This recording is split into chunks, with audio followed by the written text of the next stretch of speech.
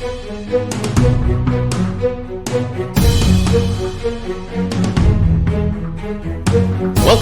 to the Pocket Realm, a Mortal Realms short story phase.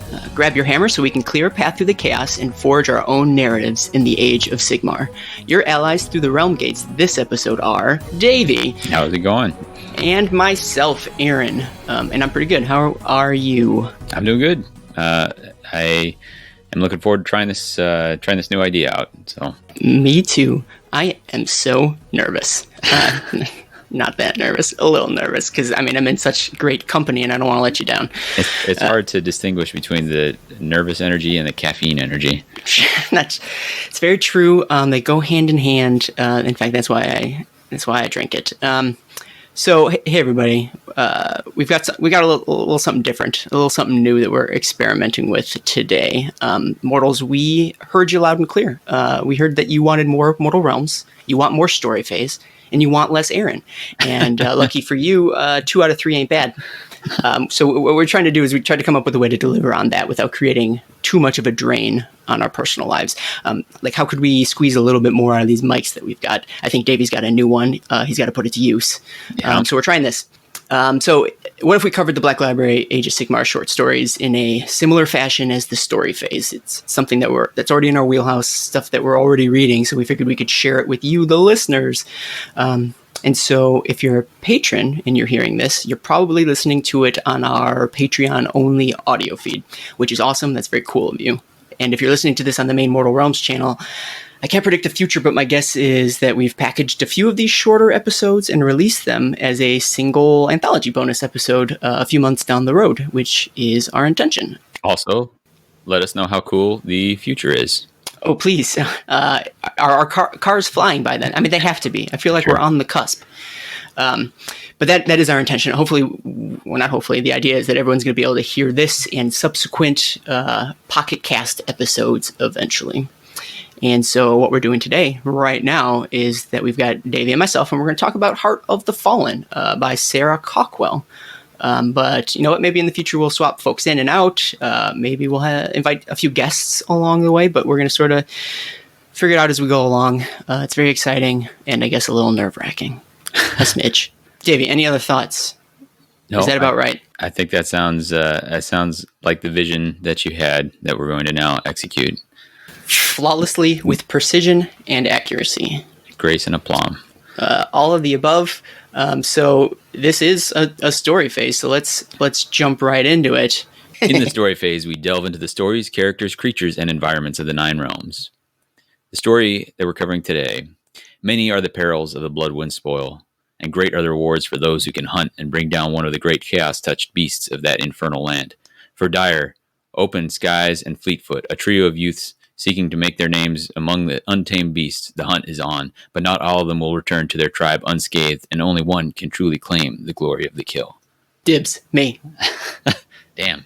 Yeah, so you gotta be quick. It turns out it's actually kind of easy in the Bloodwind spoil. You just gotta call dibs. The rules of dibs are unflinching. All right. Also, first of all, good job, David. Second of all, we're gonna mirror what we normally do for our story phase, and maybe try a spoiler-free section. However, they are short stories, so it'll probably be really quick.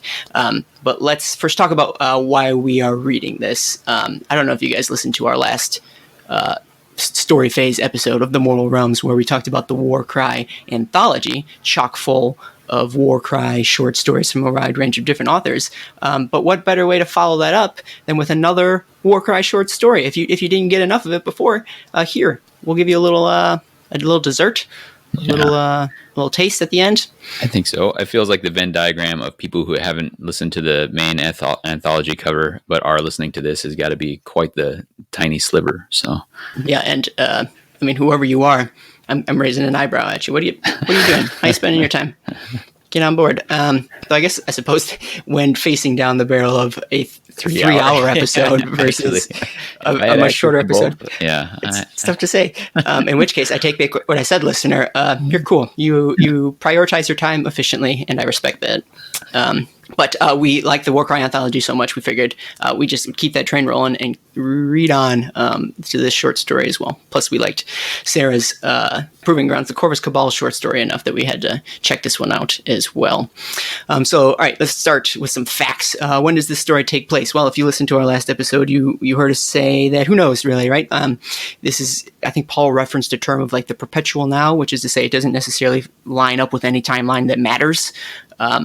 We can maybe assume that it happened after the Necroquake because if the timeline that's we're seeing in the Warcry game is based off of the Night Haunt rolling up and showing their faces or ghost faces in the Bloodwind Spoils, so maybe you can pinpoint that a little bit after the Necroquake. But honestly, the timeline doesn't super matter for this particular story.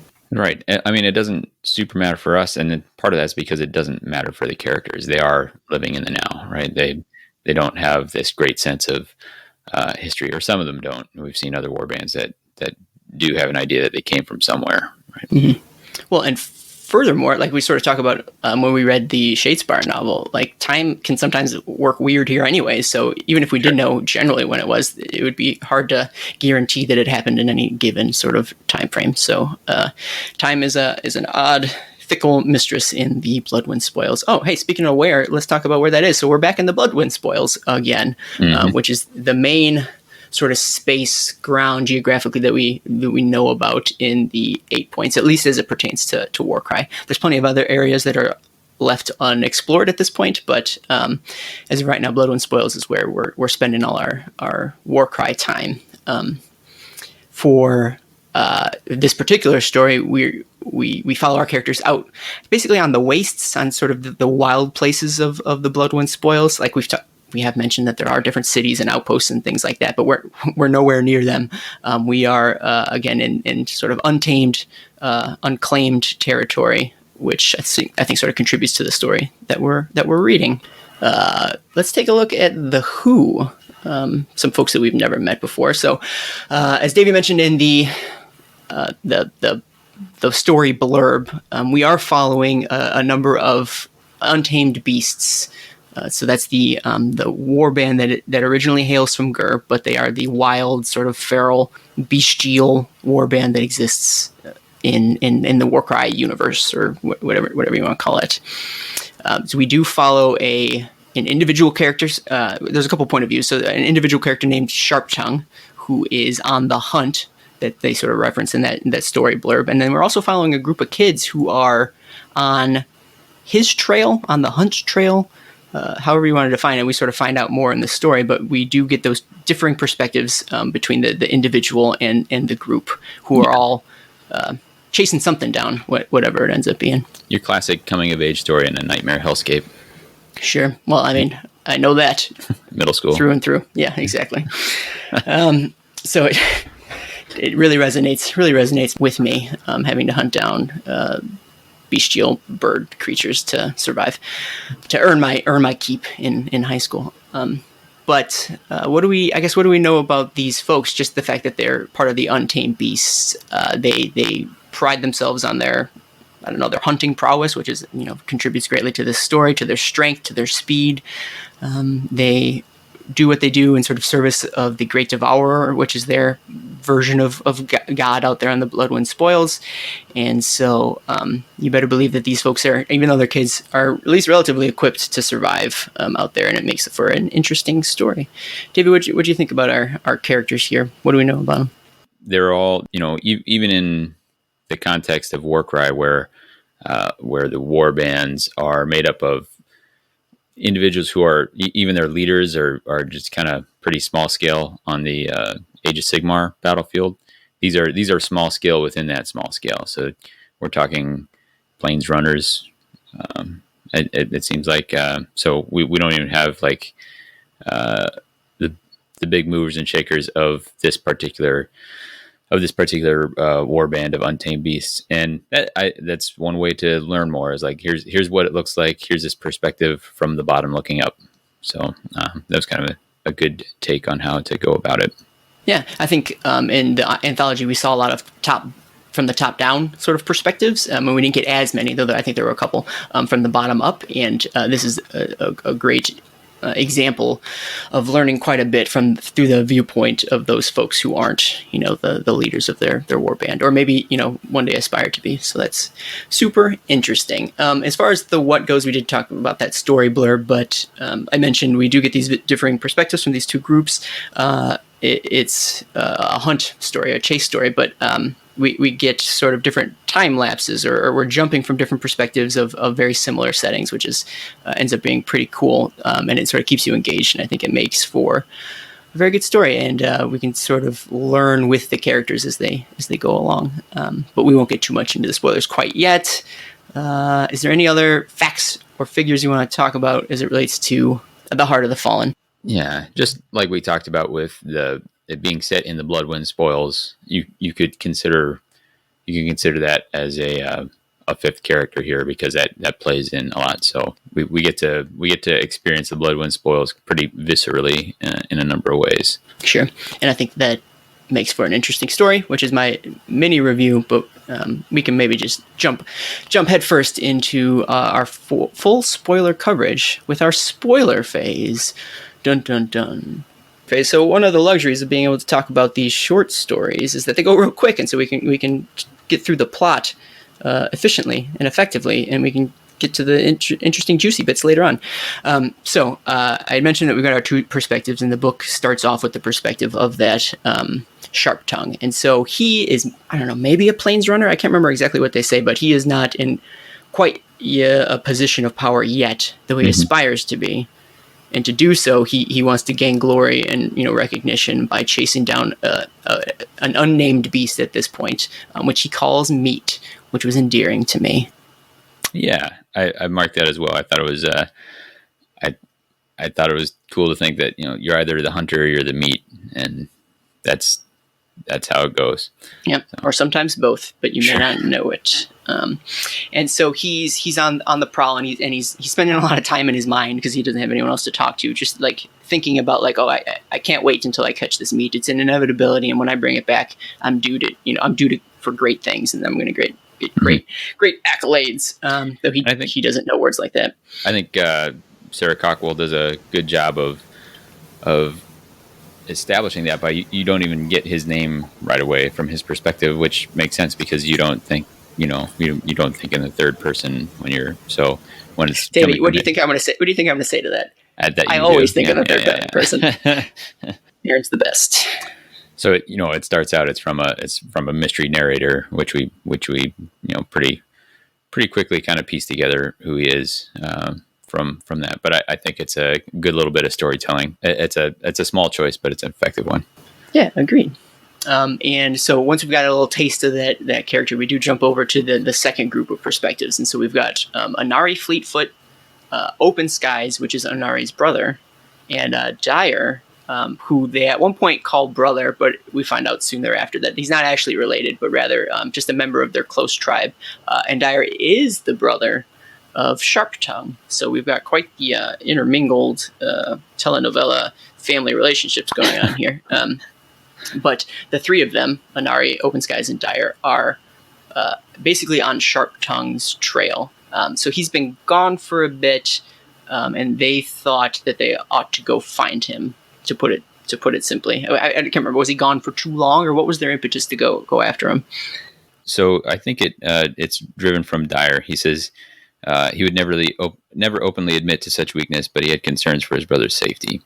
Yeah. So exactly. So because of that, he sort of enlists Anari and Open Skies to help him go find him, and so that they're on his trail. So Dyer is actually a pretty good tracker, so that's how they're able to sort of keep up with him, and that's what they do. So it's impressive, and they sort of reference that he doesn't want to show weakness, but they acknowledge that the Bloodwind Spoils is a dangerous place, and they sort of hearken to the pack mentality a little bit. That's what sort of the impression I'm getting here, and they feel that they need to leave out as a group and maybe go give him a hand. So it's not as individualistic as maybe we've seen other groups in the Bloodwind Spoils, or maybe even in the Untamed Beast even. So that was a fun little perspective. Sure. All right, we hop back over to Sharp Tongue real quick. He takes a few hours to rest. Very interesting storytelling. Really hot and heavy in this book. But he eats a rodent and he draws pictures in the dirt. What do you know? there's time to relax in the Blood Wind Spoils. I never would have guessed. So there's just a little blurb again where he's spending more time and sort of thinking about, his goals and aspirations and so on and so forth. I joke, but I think it was a worthwhile little perspective that, again, fleshed out this character a little bit, and in doing so, fleshed out what we know for the Untamed Beast Warband. They're not just, mindless killing hunting machines, even though that is a sort of his goal, but like he does have an internal monologue, and he does, think towards the future, et cetera, et cetera. Sure. And it gives you, here's a snapshot of what this happens, and then you come upon, as that team hunting him find something, you get part of the story each time and can kind of piece together what is actually happening, which is kind of fun. Also, of note is that Sharp Tongue sleeps just like Aaron does, tucking his body into the hollow of a desiccated tree. Well, it's just that there's nowhere else. My house is full of children. There's nowhere else to go. Children and plastic sprues. And plastic sprues. Well, I hollow out a tree of plastic sprues. I mean, you've seen it. I don't need to explain it to you. But like David said, the trackers do find, and they would cut back over to the trackers, and they do find Sharp Tongue's camp some amount of time later. They find that his fire is still, smoldering, and that he left without finishing that rodent that he had caught. And so they realize that, they're close. They're on the hunt. And as you read through this, you've seen this like storytelling device before, the back and forth, and like someone does something, and then you see the other perspective of how they sort of interpret what they found as they're on their trail. So it felt both familiar, but then also it was an effective way to tell this story. I think I liked it. So they end up following his tracks because he's left the camp through, I think, a boulder maze, if I'm reading it correctly. And it the boulders reflected in such a way, so they were like weird, unnatural boulders, or not the boulders that you and I are used to. And we're used to some boulders. So many boulders. Yeah, I wish there were fewer boulders. And it leads to a narrow cave where they find evidence of I was gonna say firefight, but that doesn't make any sense. It's just a fight, just a regular vine fight, like in the olden days. David, tell me about this fight that we then proceed to learn about. Like many things in Gur, even the vegetation is predatory. We get a glimpse from Sharp Tongue's perspective that it kind of wrestled him. He ended up dislocating his shoulder as he was getting pulled by these, and that was, he escaped by doing that, pulling so hard he dislocated his own shoulder and then slashed his way free, and then reduced his own dislocation. Which was impressive. I don't know if they teach that in the Untamed Beasts or he just instinctively.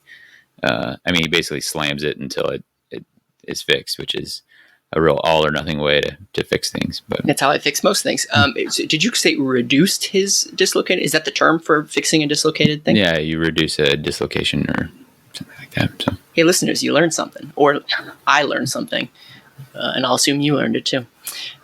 So he's able to escape, thank goodness, because we wouldn't have much of a story at that point if he didn't.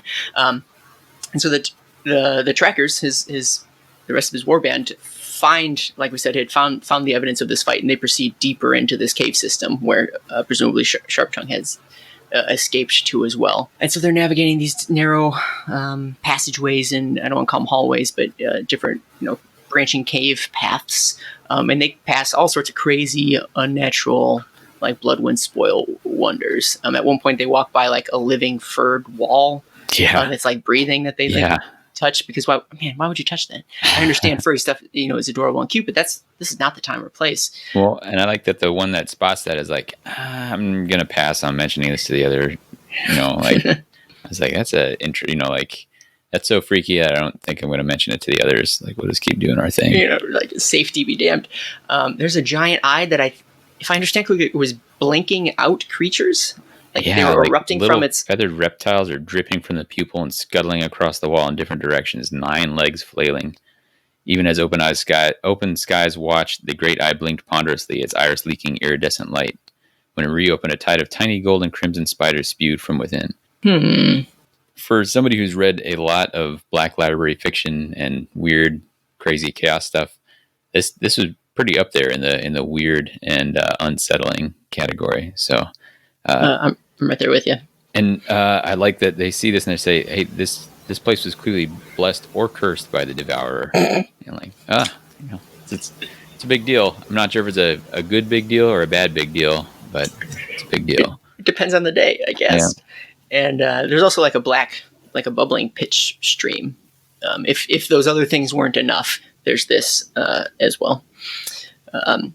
And so from there, we cut back. We're cutting left and right. We cut back to Sharp Tongue. Davey, tell me what Sharp Tongue is up to at this point.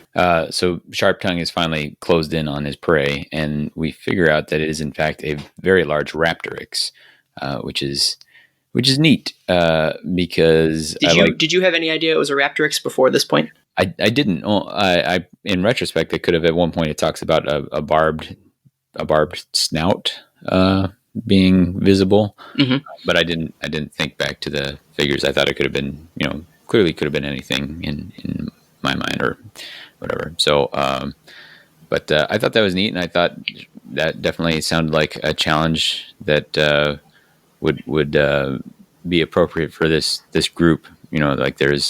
It's not improbable that they might try to fight this. It's not like they were trying to take down a Chaos Guardian with just the three of them little selves or whatever. So I thought that was cool. So there's a pretty savage fight. He's real proud he managed to make this maneuver and spear the whole thing, spear the animal right through the neck. Like, it's a killing blow. I've got it. But then in its death throes, thrashing around, it managed to knock him off and then stamps on him, like crushing his chest, giving what seems to be a lethal blow. And this kind of hunter and meat are yelling their pain and triumph as they kind of fade to black. My thought is that we're gonna find him on death's door, and they're gonna revive him, and it's gonna be here we are, like trying to get him out of the cave. Oh, you summer child, your optimism is adorable. Because when we do cut back to the trackers, what do they find but 2 dead bodies? In that Sharp Tongue's body is sort of crushed beneath or next to this giant Raptorix's corpse. But you know what? I mean, if they are despondent or despaired at finding this, they don't let on that that's the case, because they're actually pretty proud of him. So they take a look at this beast and sort of recognize its power, and basically do a figurative like hat tip to Sharp Tongue, saying, "Hey man, good job. You took him down. Plus, like the camp is going to eat well. So like you did your job. Like, what better way to go down than in battle with your weapon in your hand and providing for your group." So it's not as depressing as one might think. Even Dyer doesn't seem to shake him as much, other than like he's just proud of his brother, and he was someone that he looked up to, and that hasn't changed anything, which I thought was a great reaction. Speaking of tipping the hat and eating, they have a pretty unique custom for doing such a thing. The rite of feasting, which is to say, with I presume all untamed beasts, the idea is that the strength of a person can be sort of passed on and carried on. So like that's not unheard of even in real life, right? That different cultures believe some variation on that. And so what our characters are doing here is they end up cutting our dude open, Sharp Tongue, and getting their hands on that sweet juicy heart, and proceed to take a bite out of it. Everyone does, in order to borrow from his power and make sure that the power gets sort of passed on from tribe member to tribe member. And so they do that with a little ceremony. I think some words are said. It's very touching. It's made easier by the fact that his chest is already pretty torn open, so easy access to heart. Yeah. Now their goal is, now they've got this big beast, and the goal always was to bring meat back to the camp. So they got to figure out how to get the beast back to the camp. Plus, they also got to get Sharp Tongue's body back to the camp, because they eat the heart, but then they also proceed to burn it up, cremate the body, and then like imprint the ashes into different like tattoos, and they use it for all sorts of stuff. And so there's just sort of this denouement towards the end of the book. Oh wait, just kidding. What proceeds to get back up on its feet? It's the giant Raptorix. It wasn't dead all along. It wasn't even its final form. There's this rippling through the pool as they're finishing things up, and all of a sudden, it surges to its feet. It still has that spear through its neck. This is not one of those movies where somebody gets shot in the stomach and then falls over and quietly dies. This beast is powering through. And this sort of thing happens in the real world. Like people can get these pretty spectacular injuries, and you get lucky and it misses vital organs or something like that. So, and now they are trapped. They're not trapped in here with anyway. I got it. We all got it. So it's fight time, and the three of them now are trying to finish the work that Sharp Tongue started, and take this beast down. And it is a savage fight right off the bat. Yeah, it's neat when they sort of face down the Raptorix. They fall into sort of like this hunting party formation. It makes a point of saying that like these folks they've done stuff like this before. They've hunted together for a long time, and so they know their business basically. And it's a kind of a game. I don't know what the term would be. It's not cat and mouse, but there's a lot of lunging and moving and trying to confuse the beast, which is pretty wild. The beast and the fight, that is. So in the process of this fight, I believe Dyer gets knocked down or something like that, and Open Skies makes a move, makes this daring attack to try and get in a killing blow. But in the Raptorix, they make a point of saying that it's got this animal cunning and it's smarter than they think, which is kind of a theme with these Untamed Beast stories that we've read. And it proceeds to catch Open Skies and tear him in half during the attack. But during that distraction, as it's going through Open Skies, the other two trackers are able to bring it down. Dyer gets up in there and proceeds to stab it a bazillion times, and it brings the beast down. But still, a pretty intense fight. I don't want to undersell it. And so now we finally do have a defeated beast. We finally do have meat, and they're sort of back to their decision, or back to sort of a similar place that they were in before, just sans one Untamed Beast. They've got Open Skies, but again, we've got another dead brother. What do we got to do? We got to eat his heart too. Can't leave that power languishing. And so they go through the same process. Dyer initially was sort of given a position of honor when it was Sharp Tongue's body that they were feasting on. And so initially they make a point to give the same reference to Fleetfoot, but she defers to Dyer again because he's the one who took the beast down. So again, he gets first dibs twice in a row. Again, the rules of dibs in the Bloodwind Spoils are complicated but unflinching. They do the rite of feasting again, and then their job is to figure out how to get all these bodies back home. And I'm trying to think of a fun way to drop the little tidbit at the end. Davy, help me out.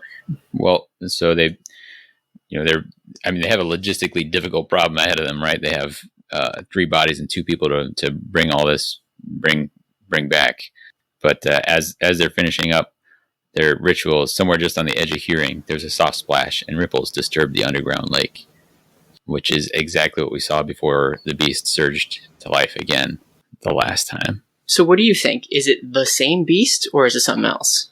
Well, I like that I appreciate that it's left intentionally vague. So the first time the beast got up, I assumed it was, this was just a blow that looked lethal but wasn't. But there may be something about this cave which BT dubs we noticed is not totally normal, that is fueling this sort of cycle of it coming back up, coming back to life. And maybe there's some demand here, like the blurb we had at the very start was that only one can truly claim the glory of the kill, and so maybe this is that you're going to keep doing this until there's only one left, or I don't know. So what? I didn't read any of that, and that's awesome. Okay. Plus, I was wondering, like, again, I am torn on what was creating the ripple. I think they made it a point to say that this particular Raptorix is bigger than they had ever seen, and I don't know how common the Raptorix like models that we know of, like how often those are like out there in the world. And so I didn't quite get a sense of whether or not this was a regular size Raptorix or maybe just a natural size of the Raptorix versus is this a particularly nasty large one? Is it imbued by chaos energy? Is it special in some way? And because of that, is that why it keeps getting up over and over again? But I didn't think about the cave. The cave is weird. Why can't it be the cave? It's probably the cave. So it was quite the beast. So I liked the Raptorix as much as you can like a predatory lizard bird, because like we didn't read much about it in the Warcry Anthology. I don't think they came up at all. We read about the Furies, but not any Raptorixes. So I'm glad we got an example of seeing what it looks like or how it works in the fiction. I didn't realize I was missing it until I read the story, and now I'm glad we got that taste. I like that it's another beast, or it references another beast that has a sort of increased cunning. It's not just a wild animal, but rather it has some smarts or some tactics displayed. It goes to show that like not only is the Bloodwind Spoils dangerous because it's just a wild, crazy place, but there are bestial sentiences out there, or like a certain level of, I'm going to use the word cunning again, that is gunning for you. Basically, it adds a certain level of danger to the spoils as well. Even the animals are smart and they'll hunt you down. So that's pretty cool. Speaking of the wonders of the Bloodwind Spoils, I loved sort of the weirdness that we saw in this cave. And although they noted on like how weird it was, it by no means stopped them or turned them away from their mission. They acknowledged it. They noted it. Hey, that's a weird furry wall. And then they just kept on going. Yeah. Just goes to show that even the kids in this world are down with the weirdness that exists. What other cool things stood out to you in the story? I like that. I think there was a real good interpersonal interactions between the characters, what their motivations were for doing things. There's some sibling rivalry. There's some tribal rivalry. And I joked at the start about coming of age, but there were a couple points where I think Dyer looks at his brother. The first time he sees him in this story, his brother is dead, and he looked at him. He turns him over, and Sharp Tongue has this snarl on his face, and he's kind of like, he did it. He actually did it. Like I always saw him as someone to aspire to, but yeah, he was a warrior. And the same thing sort of happens with Fleetfoot and Open Skies. She watches him, performing this ritual, and she's like, "Oh, you know what? He's a warrior. He's not just like my annoying brother or whatever." So there were some things that you could relate to, and some things that kind of spoke to the culture of the Untamed Beast as a whole, and made it feel like a sort of living, breathing culture, which I enjoyed, and just those little human connections between them.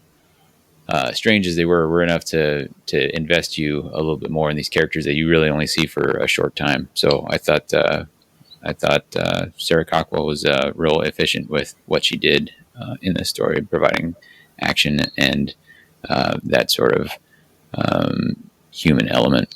Yeah, agreed. I feel like it really grounded you in this absurd, larger than life, maybe not story, but larger than life environment, and it gave you a very relatable, quote unquote, relatable story, and with relatable people. Like, I don't know, the sibling bickering was something I think a lot of people are familiar with, but then also the mutual respect as well. And I liked sort of the interactions, or while they were on the trail, they allowed each individual to sort of focus on their strengths, and the fact that they even acknowledged each other's strengths, I think is probably pretty important, especially when you're in this sort of group setting. You need to be able to know what each person's good at and allow them to do those things. And that was I think a fun perspective to read about. Kind of along those relationship side of things, we talked about the rite of feasting, but I liked that we got a glimpse of their traditions, and by reading about their traditions, I think it again sort of informs the culture quite a bit, and it sort of puts a finer point on their respect for strength, on their respect for each other, and their respect for the dead. It is a very, I think a respect based culture, which you wouldn't always get or wouldn't always necessarily know just by looking at the game. Or the rule sets that we're dealing with. These stories are important because they tell you things that the game can't possibly tell you. Or let me clarify: they show you things that the game can't tell you, which I think is important. Yeah, I again, like, just reminding you that even the smallest members of your warband are individuals. That's pretty fun for translating to the Warcry game as well. Of following the sort of story and heroics of even your smallest fighters is pretty cool. Mm-hmm. Just a quick point, I think it's one of the few times we ever see, I want to call them children. I mean, they're older children, but let's call them kids. We don't see a lot of kids in the moral realms, or the 8 points are. So this is one of the first examples that I've read about, just by the fact that I have all those Warhammer Adventure books on the shelf. Sure. And furthermore, it's one of the first family relationships. Like, we get a few of them here and there, but it's rare to have family relationships in these stories, and so and even more rare for it to be in a chaos faction, right? Yeah, exactly. I wouldn't have expected to find it here. Yeah, Sharp Tongue talks about a memory from his mother and that sort of thing. They, often the bad guys are the bad guys, and you don't even think about the fact that they have mothers and fathers and, maybe children of their own and all that sort of thing. Yeah, exactly. And because of that, I kind of want more. Like it gave me a little taste, and I feel like it opens up a window or a space to write more stuff about when it comes to familial relationships and that sort of thing. So I hope we can get more of that from a wide range of perspectives, from the destructive side, from the death side. What does that look like? What does that mean for those groups? Which is kind of cool. All right, and any additional questions before we go to our standard ones? Anything else you want to talk about? No, I think good. So what shape of the characters in at the end? Basically, we've got our two living untamed beasts with, again, that logistical question with maybe an additional threat bearing down on them in the caves. But apparently that's a story for another time. Yeah. Who was your dude? I'm going to go with, so for this, it's someone that you thought was cool, someone that you could relate to, something like that. Yeah. For me, it was Sharp Tongue, because he started out, he's like, yeah, I said I'm going to do this thing and I'm going to do it. And boy, now I'm stuck, because at one point he's like, yeah, I got to do it, or I'll come back and I'll be the meal. So ran my mouth. Now I gotta back it up. Yeah, sure. And I can relate to being in that situation of maybe talking bigger than I might necessarily be able to deliver, and then feeling like, oh boy, I'm under it now. So you just described my morning. Yeah, I don't. I've not yet died face down in a black tarry pool getting killed by a chaos monster. So play your cards right, and you're well. My dude, I think my dude is probably. I liked all of them for their own ways, but I'll say Open Skies, in that in stories like this, first of all, we rarely got like a direct perspective from Open Skies. It was all very third person. I think we saw more of the perspective of like Fleetfoot, his younger sister. And I feel like stories like this, when you get that that sister perspective of that little older brother, kind of full of bravado, there's always that like that little bit of a fall, or he always has a comeuppance, because he's sometimes putting Fleetfoot down. And so you always expect there to be like he's compensating for something, but in this story that's not really the case. Like, he is a very capable warrior. I think someone observes at one point that he knows what he's doing. I think part of the rite of feasting, and even when he's fighting, that he will make a great warrior, a great position of power in the warband one day, and because he sort of backs up that strength. And so it's the perspective of someone who still likes to tease Open Skies from Fleetfoot's perspective, but she still has that respect. And I don't know, for some reason I like that, knowing that the guy had potential, he was capable of greatness eventually, and he ends up when he goes down, it's through a brash, maybe not a brash attack, but through a brave attack on that beast. He's not some craven wussy dude, but he's trying to back up his kind of in the same way as Sharp Tongue, actually. So it was nice to see that it was, in a sense, kind of a sacrifice when he ends up going down in the long run, which both surprised me, but then also, I think fit his character pretty well. So I liked him. Good guy. Do we learn anything about the mortal realms that we didn't know before? I think we talked about the family stuff when it comes to chaos. Did you learn anything else you didn't really know about? I just appreciated a little bit more fleshing out of the Bloodwind spoils, what it looks like. I like the idea that returns this idea of back some time ago. There's this idea in European fairy tales of the forest is dark and scary and the wilderness is wild and you should be scared to be out in there. And this has a little bit of that, where when they figure out that Sharp Tongue has gone into a cave, they're like, oof, a cave, man. Lots of bad things in caves. But yeah. I guess we're going in. Even Open Skies, maybe is one of the perspectives we got from Open Skies. Is he got his name because he likes kicking it where he can see the stars and stuff. And so deep in a cave is not his environment. That is not his favorite terrain. So yeah, that's a good thing that we learned. I think the family relationships is what stuck out to me the most from the learning stuff, mortal realms, etc., etc. So let's talk about any recommendations for any other stories that folks might want to read. Do you have any recommendations you want to talk about? Well, so off this, obviously there's the anthology. That anthology included the Iron Promise, which is also available as a short. So if you didn't want to go all in on the full anthology, the Iron Promise is out there, stands on its own. You could snap that up and check that one out. Sure. And then, like, again, since the Warcry Anthology is the obvious one, more time spent in the 8 points if you read Scourge of Fate by Robbie McNiven. That's more on the Varangard side of things, so it's very less Warcry. It maybe has a grander scale, but if you wanted to spend more time in this space, that would be a book I would recommend. And it's pretty good. Cool. How about we talk about just what we thought about generally? Any other thoughts or review type things that we didn't cover before? Hit me, Davey. No, I think it was great. I think it really fit the space it was allotted very well. You had some action. Not only that, but you had action that was built up to, right? Like there were a couple bursts of violence with the fights against this creature, the two of them. But I thought it had a nice build in anticipation of that coming. You figured it was going to happen, but the anticipation of it made it better rather than feeling predictable or whatever. So I thought it was very well done. As these things go, I go like 4 out of 5. I thought it was very enjoyable.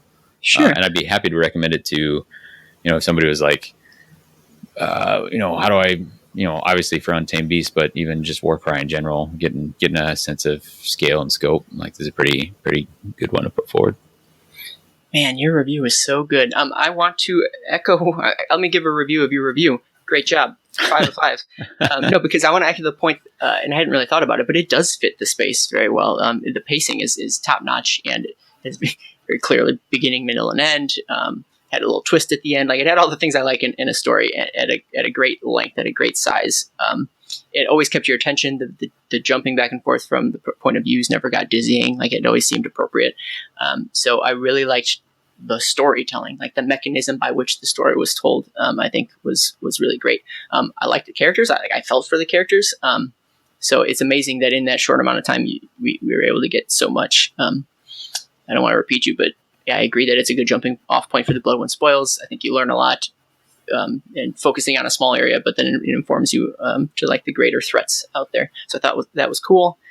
All in all, I do recommend it. Maybe I'll give it a 4 out of 5 as well. I'd love to read more. Awesome. So that's what we thought about the book. I think that's probably a good place to close it out. You ready, Davey? Yeah, let's do it. Excellent. It's time for our reforging. Still here? Cool. Me too. It's Aaron, still the worst member of the Mortal Realms, still interrupting shows telling you stuff you already know. But bear with me, and let me clarify what this is one more time so we're all on the same page. As I think I said at the top, we're covering Black Library, Age of Sigmar short stories in a series of monthly shows called Pocket Realms. Because they're small, and I guess they fit in your pocket? We're releasing these Pocket Realms monthly on our Patreon to our free guild level.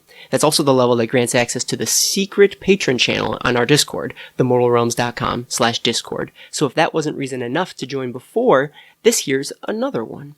We'll do our best to keep the stories we cover hot and fresh and relevant, so if you want to stay up to date with what we're reading, this is the best way to do it. Find out more at patreon.com/themortalrealms.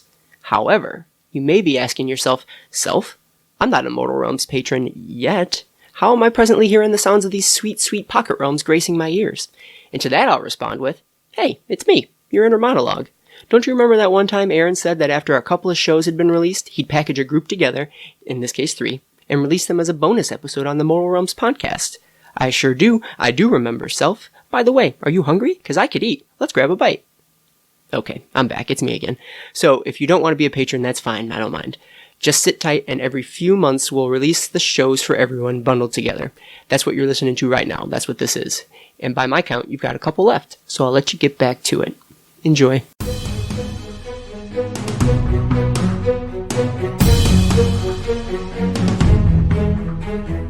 Welcome to the Pocket Realm, a Mortal Realms short story phase. Grab your hammer so we can clear a path to the chaos and forge our own narratives in the Age of Sigmar. Your allies through the realm gates this episode are... I'm Davy, and I promise I was not running away. I was just going to fight somewhere else. And I'm Aaron, and this time the witch hunter becomes the witch hunted. Hey, how are you today? Doing great. Yeah, feeling good. Excellent. Me too. I think I'm doing just fine. Getting over a little bit of an illness, but I think we're back on track here to talk about a cool little short story. But before we do, let's I don't know. I feel like we haven't chatted in a while. Tell me, I don't know, what have you been up to? What's the last hobby you did, or game you played, or book you've read. Tell me what's going on in your life quickly, because these are short story phases. Yeah, last hobby I did was I assembled Thundrix Profiteers, and I continue to be amazed when I put together the late era GW kits at how the connection points just are hidden with the model. So that was real fun. And just finished reading. The last book I finished reading was Michael Chabon's Moon Glow, which was really excellent. He's one of my top 5 favorite authors of all time. So was it a bad moon glow? Oh, no. There was I don't think there was any goblins and killer fungus involved that I can recall. All right, well, I'll strike that from my list then. Yeah, what did I do? I feel like most recently I've been working on trying to get some of the the Warcry terrain assembled and put together. So I'm sort of in the middle of that. I don't know if they're called the Sigmar ruin sets. So I've been working on that. And last book I read, I'm in the middle of the Cities of Sigmar Battle Tome, because we'll be talking about that next. And there is no rest for the wicked when you do lore reviews for the Mortal Realms. That's where my attention has been spent lately. Cool. But since we have a limited time here, let's dive in. Let's jump into our story phase, because we're going to be talking about The Hunt by David Annandale. David, take it away. In the short story phase, we delve into the short stories, characters, creatures, and environments of the 9 realms. When witch hunter Berid Davin sets out on the trail of a vile contagion that plagues Gyron, he discovers something altogether deeper, darker, and more terrifying. ... Yeah. So what we're doing here is we're reading the first of our I guess forays into Warhammer horror. Not only is this the first one we've ever talked about, I think, on any of our content, it's hands down the first one I've read. In fact, I'm surprised it's taken this long. I feel like I don't know what they call it, the imprint or that segment of books has been out for, I don't know, at least a year, probably more than that at this point. Why has it taken so long? But we figured, with it being Halloween time, what better time to dive in and dip our toe into that Warhammer horror? This is the third of these that I read. So I guess I'll have a little bit more feel for how it fits in with the rest. But so far, all short stories this far. So. Yeah, I don't know if if there's been any AOS novel length horror. Yeah. I don't know if any of that's come out yet. And I do think there are some slated. I want to say Josh Reynolds probably has one coming. I might have made that up, but as far as I understand it, he's got a knack for those horror stories. So I look forward to that. But that's not what we're talking about. We're talking about David Annandale and The Hunt. Yeah. So let's quick give a little overview, our spoiler-free overview, so folks get a sense of the story that we've read here. All right, let's start with when. So this kind of ends up being the same answer we've been given for a little while here with Age of Sigmar fiction, and that is that cities have been founded, they've been well established, and we're probably after the Necroquake. But there's nothing specifically placing it there, but it seems like a reasonable assumption. Yeah. First of all, listeners, I think we're taking submissions for a real quick acronym that describes this period of time, so we don't have to spend too many words explaining it every time we read one of these books. Like, cities have been founded probably after the Necroquake. So if anyone can come up with cool acronyms, we will give you credit, because for all the 4 people who listen to these things. Yeah, but it is noteworthy, because not only is it after the cities have been founded, but the fact that the cities have been founded and that the Age of Chaos has passed does sort of play into the story. Like, it's sort of required that this has to have happened after that, because it informs the plot a little bit, which obviously we'll talk about later. Sure, and it's, to be fair, we give, like I said, we give this answer a lot, but I feel like although I haven't seen it be the case yet, these horror stories being short stories, they don't necessarily have any imperative to move the overall timeline forward or anything like that. So they could be placed they have the whole expanse of the Age of Sigmar timeline to write into. So I would anticipate we'll see some of these dropped in at different times. So worth making note of. Well, I think even the Age of Chaos would lend itself to writing some messed up horror stories probably. So I wouldn't be surprised if we end up spending some time Right. in that time frame. And not to spend too much off that, but we know, right, like that there's handfuls of mortals. The first mortals we ever saw in Age of Sigmar were running from Khorne Bloodbound in Akshi, and they were just these ragged survivors. That is 100%. Getting chased by Blood Reavers, horror story plot start to be written for you right there. So. What's so scary about that? I ain't afraid of no Bloodbound. All right, so let's talk about where. So since we had mentioned that this is after the free city has been founded, for the most part, it almost exclusively takes place within this free city of Evereth. Am I saying that right? That's what I went with. Yeah. Excellent. So that's in Guyran. I don't think I've ever heard of this one before. Has it come up? I don't believe so. No, I mean, I don't have a definitive recollection of everything, but this was the first time I thought. Then what are you here for? Yeah, I know. What exactly do you do here? I did go skimming through it for in the Cities of Sigmar book just to see if it was mentioned in passing, but I did not notice it. No dice. But maybe somebody can correct us or point out where it's already been heard of. It seems at face value, it's a pretty, I don't want to say stock standard, like free city in Guyran. And the reason I say it's not exactly that is because it does have a history that also sort of plays into the story that we're dealing with, in that it's one of the cities that did not fall in the Age of Chaos, or it didn't, fall completely, in that it was able to last right up until the Stormcast sort of came bursting through, by lightning bolts, starting off the Age of Sigmar. So not every city can claim that. So I guess in a sense, it's really not one of those cities that was founded later, but rather it harkens back from to the Age of, presumably myth, right? I doubt it was founded in Chaos, but right. So that's noteworthy. That's you don't see that every day, right? Good work, Evereth. Yeah, bravo. So because of that, again, I think that'll end up being important for the story as we sort of discuss it. Any other cool thoughts about where our story's taking place? And they better be cool. Just that we're in Guyran, and so that comes with some of the expected foes. Like that, it comes with a backdrop of they've been at war with Nurgle for a long time. So that's kind of that's almost a where in this case is. Consider yourself kind of in perpetual battle / pseudo siege with the forces of Nurgle. Yes. Good job. That was a cool thought. You did it. Excellent. So passed your test. You've passed. Solved your cool thought puzzle. You always do. Davey, tell me about the who's. Who are we dealing with? So the main character is Barad Davin. And this might be as good a time as any to mention that actually the main character is you. This story is written in the second person. Is that correct? I think so. Yeah. So the hero is inside of you all along. Yeah.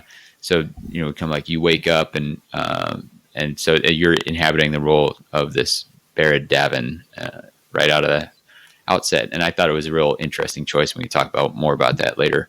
So we've got Barad Davin, who is a witch hunter, and then I think the other character we spend a significant amount of time with and meet fairly early on is Thavena Passala.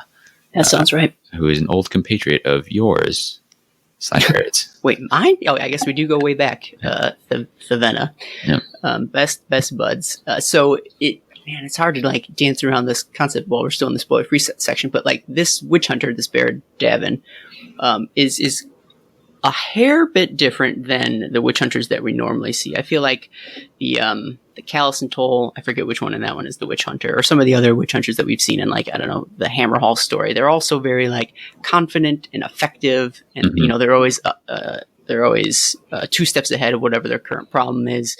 And not to say that creates a one-dimensional character, but that's sort of what you expect when you're dealing with the witch hunter. And this guy, you could see how maybe he would be that if the circumstances were different, if the plot was a little different. But he still sort of commands that respect from other characters in the story, but there's something more to him.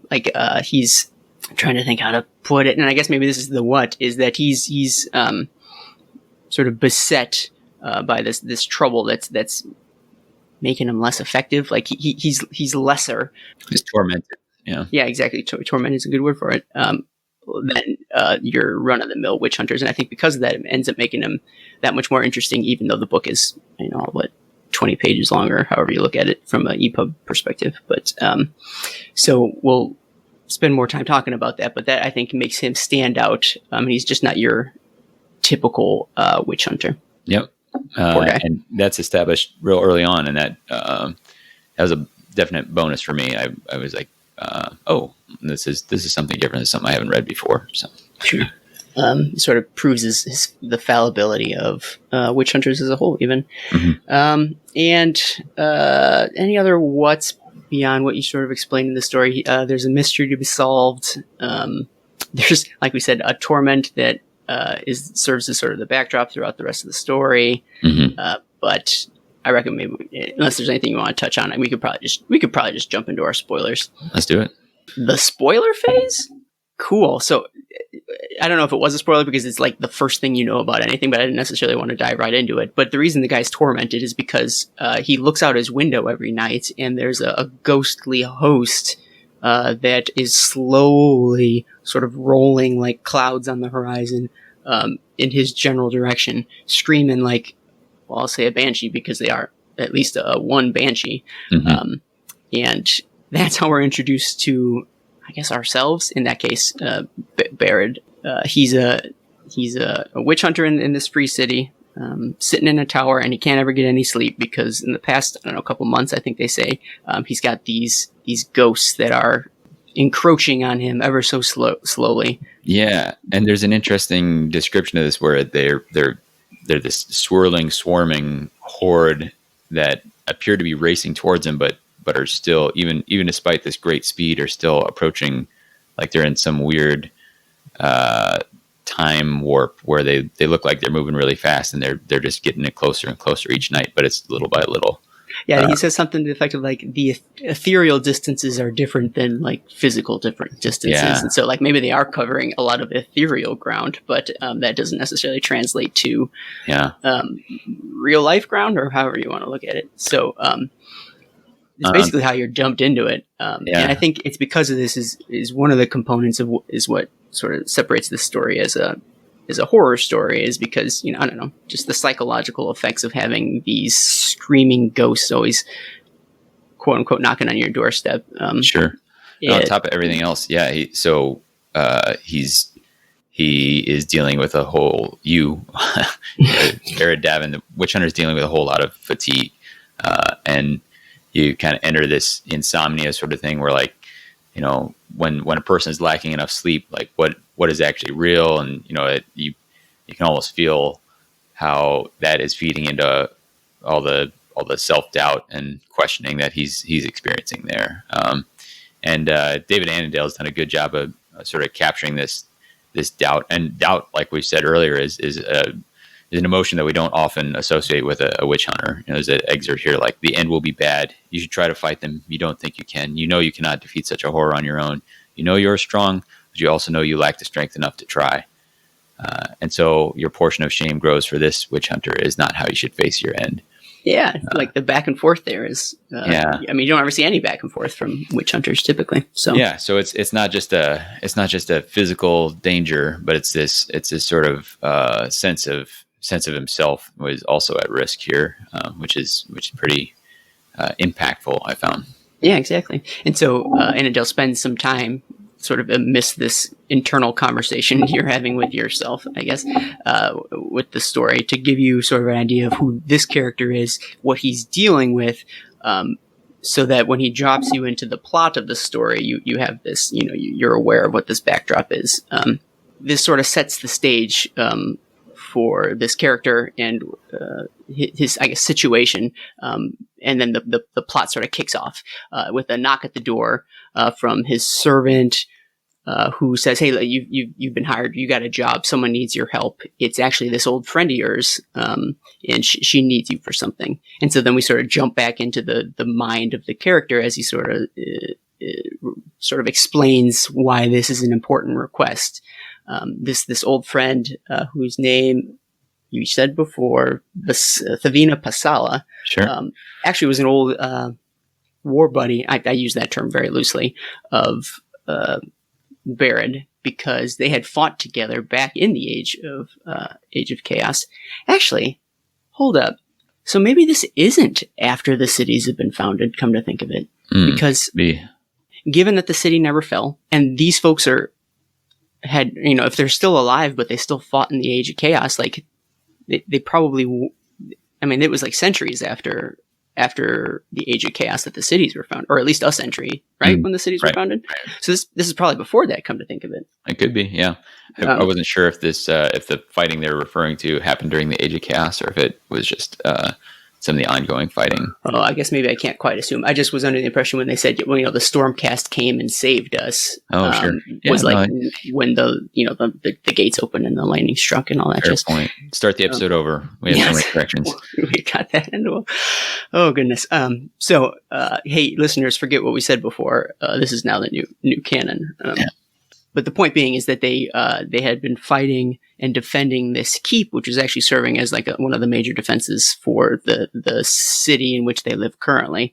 And I think it's at this point where we can sort of explain that one of Baird's major regrets is that he had abandoned feels like a little bit of strong of a word. However, I guess I'm saying that because I'm sort of on his side. But let's call it advanced in a different direction and ran back to protect the city while leaving the rest of his, companions, compatriots at the keep, which then soon thereafter fell to Nurgle. Mm-hmm. However, in doing so, it was able to delay those forces and protect the city. So he's constantly trying to convince himself that he did the right thing and that, like, the city needed to be defended.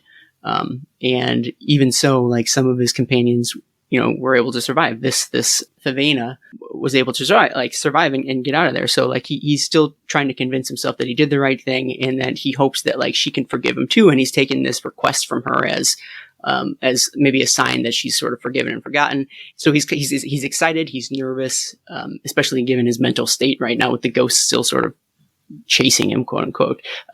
He thinks, well, maybe this is one opportunity to finally get some sort of forgiveness out of the world. Right.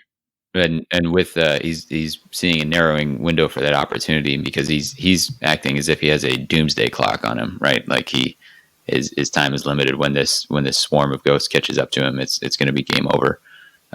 So that this is kind of like he thinks his death is imminent, but he has some chance at making right one of his big regrets in life. Yeah. And so fingers crossed, hopefully he has enough time. And so he travels to her estate mansion, I guess, because it turns out she's done really well for herself. She's some sort of merchant. And he meets up with her. They have like a kind of a heart-to-heart or an attempt at a heart-to-heart, like a heart-to-heart adjacent conversation where he's sort of fishing for some sort of forgiveness or, hey, like, it ended up being cool, right? Like, we're cool. Everything's cool. And she sort of doesn't outright, like, she refuses to like absolve him of anything. Basically, she's like, I can't say one way or the other if you made the right decision. She's how can I judge a witch hunter? He's like, yeah, which then sort of harkens back to like, although he is flawed, like he still is a witch hunter, and he is this feared, like respected type of person in the city, even to an old friend, to a very a rich, presumably powerful woman in the city. Even so, she knows to sort of hold her tongue. So he recognizes her hesitance and sort of deference to his position, and that just frustrates him all the more, knowing that like, I can't get any sort of truth out of you because of who I am, and he doesn't know how to basically ask for it. It's this weird hesitance to sort of speak openly amongst themselves. Yeah. I think there's some mention here. She was one of the few survivors pulled from the rubble, but he was part of the force that came and kind of threw back the Nurgle. After they saved the city, they went back for the keep and found it, basically utterly destroyed, and just a few survivors left in the rubble. But she's like, look, hey, I survived and I'm thriving. It's like, hey, well, it can't be that bad. I bounced back. Let's move along. Sure. And I would have thought from his perspective that would have been enough. Like for me, I'd have been like, all right, well, I'll take what I can get. If you're happy, I'm happy. That's fine. But not enough for him. But she explains at this point, like, what the problem is. Given that she's a merchant of some sort, she tells him how they were shipping, I don't know, some supplies to some neighboring city. And in doing so, a crate or something gets knocked over, spills out whatever it's what was contained within. And it's, like a bunch of spoiled, like, goods. And on the barrel or crate or something, it was, emblazoned with a mark of chaos of some sort, like this foul rune was carved into it. And it turns out the shipment was chock full of this, like, befouled the goods. And so she's like, all right, well, I mean, obviously this chaos tainted. I need to call a witch hunter in to sort of get to the bottom of it and see where it's coming from, and presumably root out whatever cult is, responsible for it. And he's like, all right, well, you called the right place. It's my duty to find out. So let's look into it. And so this is where the mystery starts. The little detective story begins, where they have to go and get to the bottom of where this stuff comes from. She knows the warehouse from of its origin. They head to the warehouse. He uses his authority to basically waltz right in and do some poking around to find stuff. The warehouse manager puts up a little bit of a fuss, but at the end of the day, he is a witch hunter. He has a position of authority, and they all have to back down. And it seems like he's not getting anywhere. He doesn't find any evidence of this chaos taint. But at the last minute, as he's sort of climbing some barrels, this assassin comes out of nowhere and it attacks him. But you don't attack a witch hunter because he handily defeats him, and I think kills him. Right? Doesn't he? Run a sword through him or something? Yeah. And so what does he find from this assassin? So as the corpse tumbles down, then he starts to examine the body, and when he cuts open the tunic, finds tattoos, and they are the slithering shapes mark this wretch as a worshipper of Slanesh. Oh, gross. Who likes Slanesh? That's what he expected to find, ruins of chaos, but he did not expect to find signs of vines entwining a mace, the sign of Grenholm Keep. Yeah. Which was the name, I don't know if we said it before, but that was the name of the keep that he was at one point defending with the Vena. So, what? Like, if this were a TV show, like the main characters would look at each other and with shocked looks in their faces, and then the screen would fade to black. Cliffhanger. But yeah, so, I mean, like we said, like, this is an old sort of image that, harkens back to his, early days when he was in the army. Obviously wouldn't expect to see it here, let alone attached to a chaos worshiper. Right. What does this mean? What's the bigger picture? So they need to trace this image back to its source, which leads him and also Thevena to their old Grenholm keep to get to the bottom of it. And so they do that. Davey, just describe that trip. So they set out on the path, and he's a little bit of familiar. He's armed side by side with his old friend again. So that's something.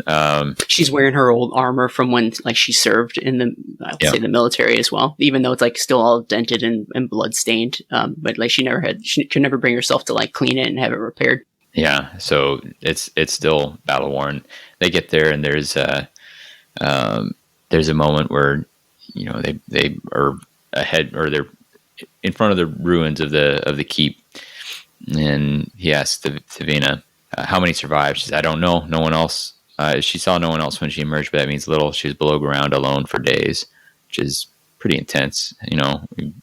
Finish off this long fight and then be trapped in the rubble for days afterwards. But at the same time, maybe you'd appreciate the quiet. And then he's the ghosts are getting louder. This scream is distracting. It's coming in, and he can't believe that she can't see them. He's looking. He thinks he can only see it. He asks, "Can you see them?" And she's, "See what?" Never mind. I guess nothing. And then he comes to the conclusion that these are the comrades that he abandoned at Grenholm Keep. These are the people that he betrayed. But then he goes back. I didn't betray anything. I fought for Gairan. I fight for Sigmar. Yeah, I did the right thing. But can you blame him for thinking that, like, what we know about the Age of Sigmar or the mortal realms, that, like, oh yeah, absolutely. If you stiff someone like some money that you owe them and they die, they're probably going to come back and haunt you. So like, even if, like, I don't know, you offended one of your friends in Grenholm Keep, he's probably going to come back as a ghost and knock down your door. So, like I said, I wouldn't blame him for assuming that these are his long lost compatriots who are coming to pay him back for what they perceive as an abandonment. Yeah. Get used to it. So he can see that sort of the trauma of the last days that she spent here is kind of coming back to her. And he tries to send her home. She says, no, this is too important. So she stays. And as they're entering, the Banshee arrives right at the doorway. So this is it. This is kind of the moment he's been dreading. And he starts to beg, like, no, please help me. And begging, can't you see them? Can't you hear them? And then Davina says, I do. And it's this moment, like, oh, I'm no longer alone. There's somebody with me who understands, like, this thing. We're together again. So she grabs him, and she yanks them just clear of the Banshee's howl, like she grasps for him, just missing. They go tumbling down some rubble. They're fleeing. She says that she'll hide him, which, I don't know. They're ghosts, bro. Yeah, where are you going to hide him? So she says, I'll hide you. How? Where I sheltered from the maggotkin. So she knows a place you can hide in this rubble for days at a time.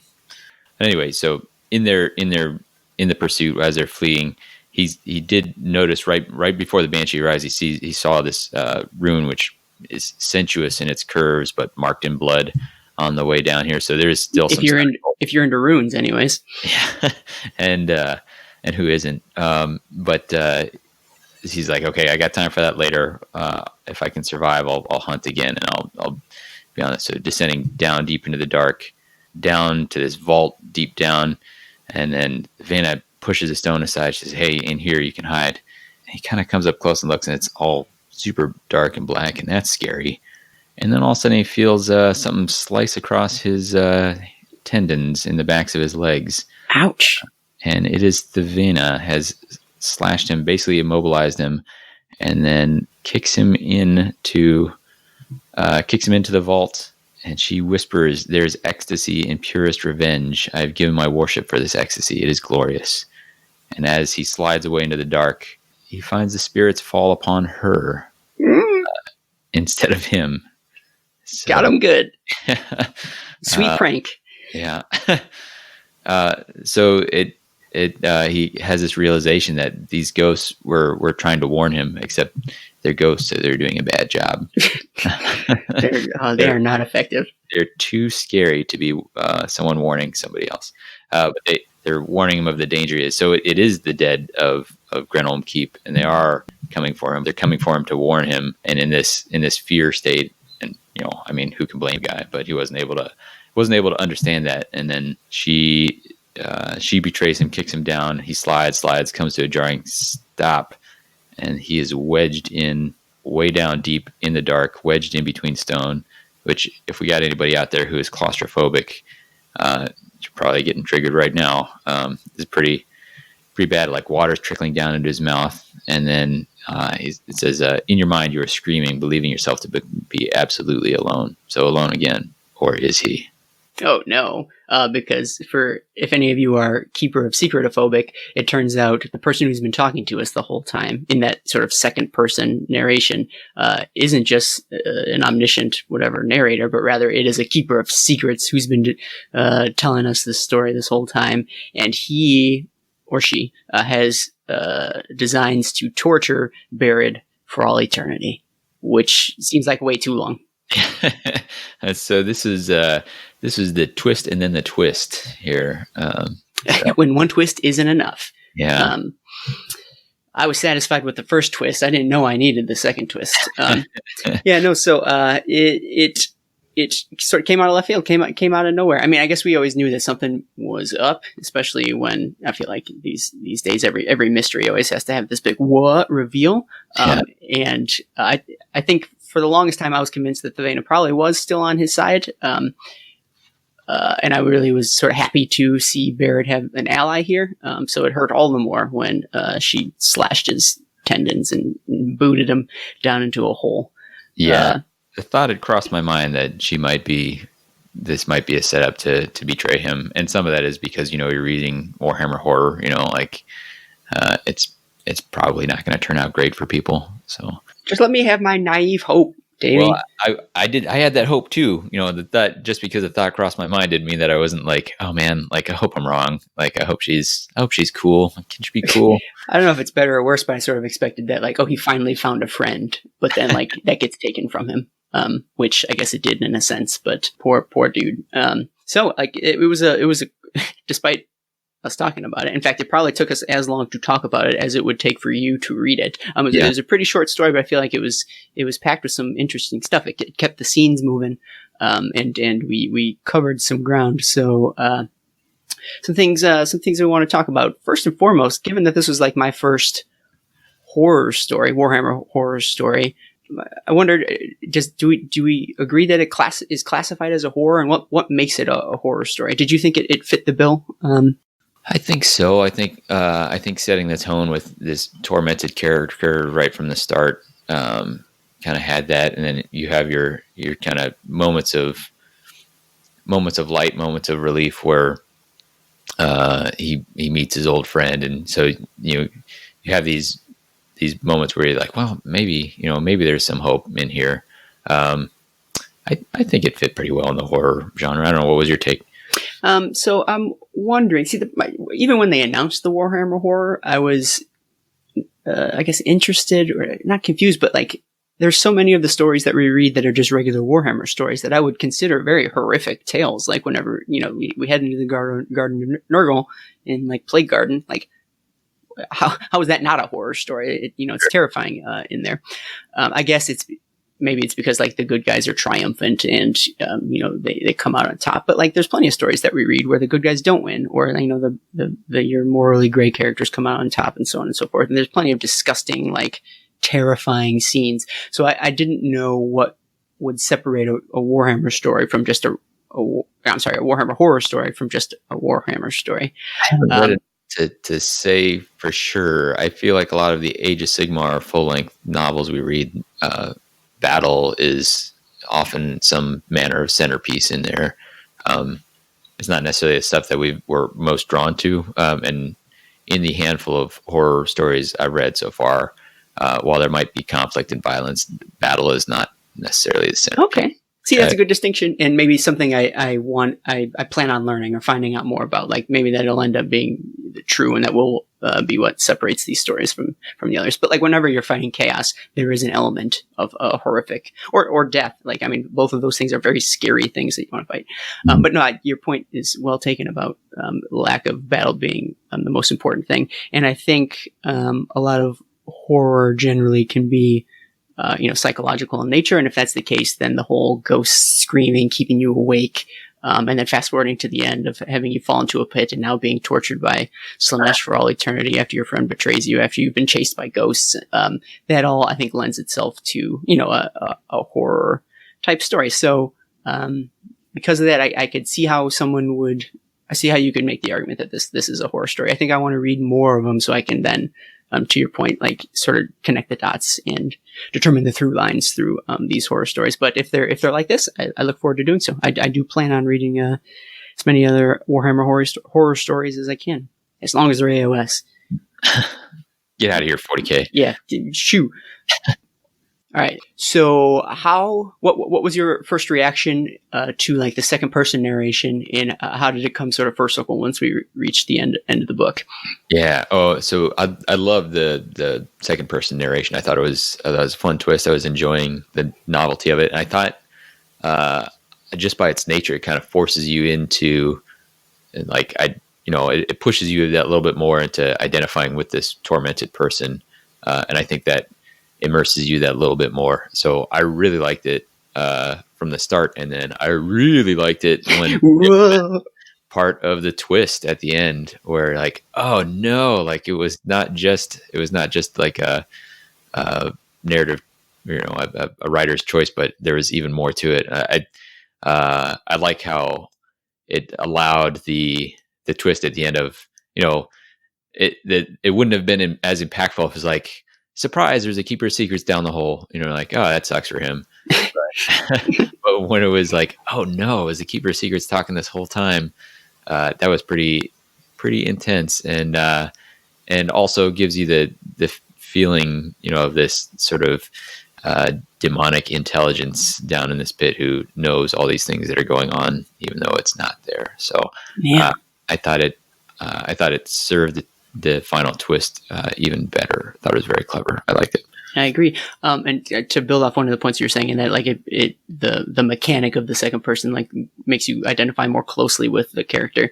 And I think because of that, it then lends itself to make for a better horror story, because if you're in the shoes of this person, and I assume or boots, what does a witch hunter wear? You're all the more likely to be that much more frightened, or, you're going to feel what he feels all that more closely. And if fear is what it is, and I think there's a lot of, quote unquote fear throughout this story, like you're going to feel it all the more. And so I think it specifically lends itself to a horror story. So even if there hadn't been a keeper of secrets at the end of the book, I still think that is not only a personal preference or just a fun little trick to pull off, but literally it serves a purpose in the telling of this story. And then it's just a cherry on the top to have the keeper of secrets at the end too. So. Right. So there was a lot of discussion here about a lot of internal conflict with the main character about whether he did the right thing, and whether he deserved the fate. Like he would go back and forth between like, yeah, I abandoned my friends, I deserve this vengeance that's coming towards me. And then obviously he ended up with a totally different a different sort of vengeance than was pictured in his head. What was your feeling on what you/he did to deserve this, or did he deserve it, or? So you deserve it, but what about the character? I do have it coming. I have been thinking about this, and I wonder if it's because of my like sort of association with him, because of the second person narration, if I'm predispositioned to at least lean towards this direction, in that cosmically, maybe in the big picture, if he did anything to help contribute, and let's just assume he did, to protecting the city by having him head to the defense of the city, like in some sort of absolute morality, which who knows if that's a real thing or not. Like at the very least, I don't know that he did anything wrong per se. However, from the perspective of the people that left behind, I have no qualms with them having an issue with it. Sure. So it's weird. Like I am not a morality ethical scholar, so I don't know how this even works. But like the idea that like a thing could be like greater, have a greater moral imperative, but have that be different than sort of a lesser, like on a minor scale, because he did screw some people over to do maybe a greater good. I think people grapple, I'll say just worldwide, people grapple with that constantly. Does the end justify the means, et cetera, et cetera. Yeah. But I don't necessarily know that I begrudge him. Like the city survived, Sure. and I don't know that okay, let's say he did do something wrong. Let's say he did make the wrong choice. I don't know if he deserves to be tortured for eternity in a pit with a keeper of secrets. So I definitely think the punishment far outweighs the crime. So I feel for him. I think a lot of the question of deserving or not, I think we can safely say that being the plaything of a keeper of secrets is no one deserves that. What could you do to actually have to deserve that?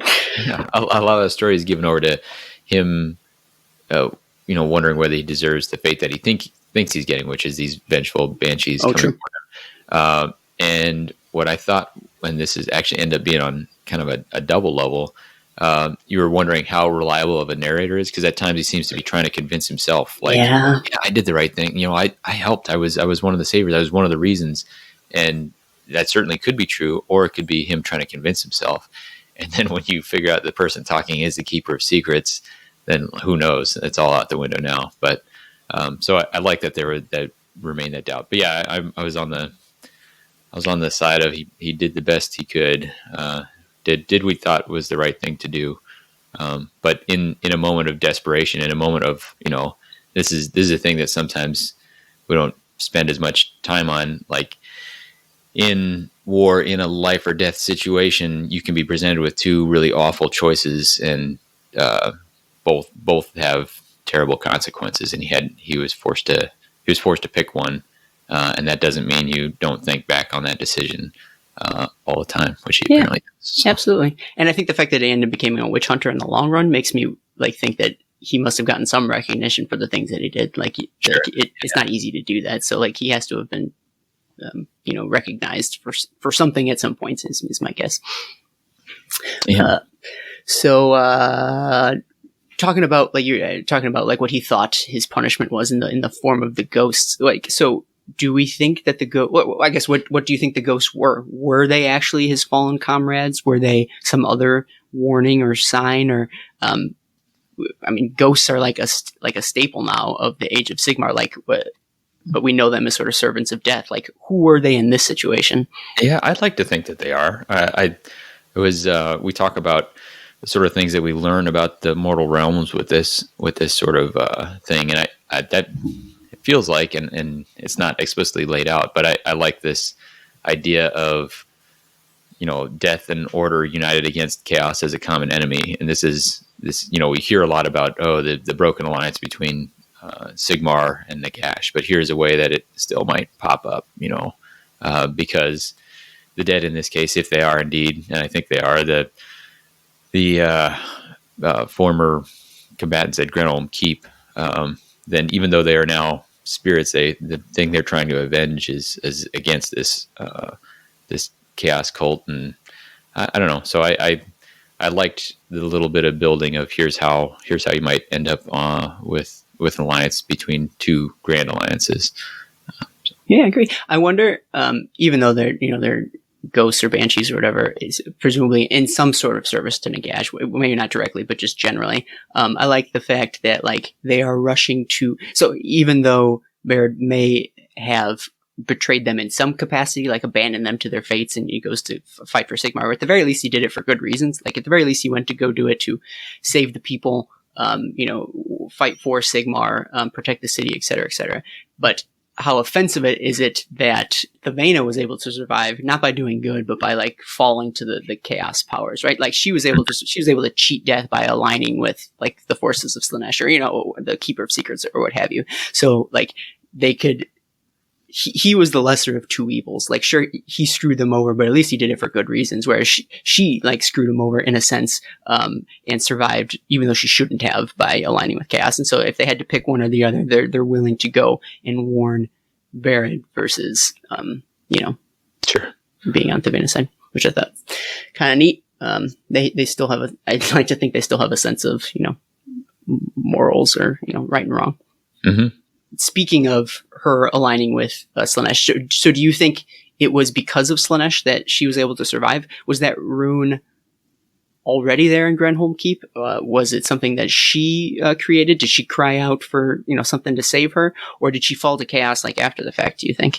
It's tough to say, because if she survived down in the pit because of this thing, then maybe it was always there, or maybe I don't know. That's not really fleshed out. I don't know. I think it might have been a desperation thing. I want to say, I guess if I had to pick, I would say that she's down, trapped in the rubble, blaming Barad Davin for abandoning them, and maybe in desperation, she's saying, if there's some power out there that can give me revenge, and I think that's maybe how that happened. I would guess. Right, you can picture the scenario where she's in the pitch black, and she hears that whisper "Oh, you Sure. want out? I can save you." Yeah, and that leads her down that path to Slaanesh. So I think that makes the most sense. But you're right. I don't know if they ever explicitly spill it out. Cool. So just as an aside, I don't think really any of our standard questions apply anymore. So I probably won't ask them. There's really not even that many dudes to say who is your dude. Do you have a dude though? Well, okay. When it comes to who is our dude, I think I feel like you're gonna. I know who you're gonna pick, but I guess Barad. I feel like I fall in the trap of picking the main characters all the time, which is not particularly interesting. But it just he had a very compelling arc, very compelling story.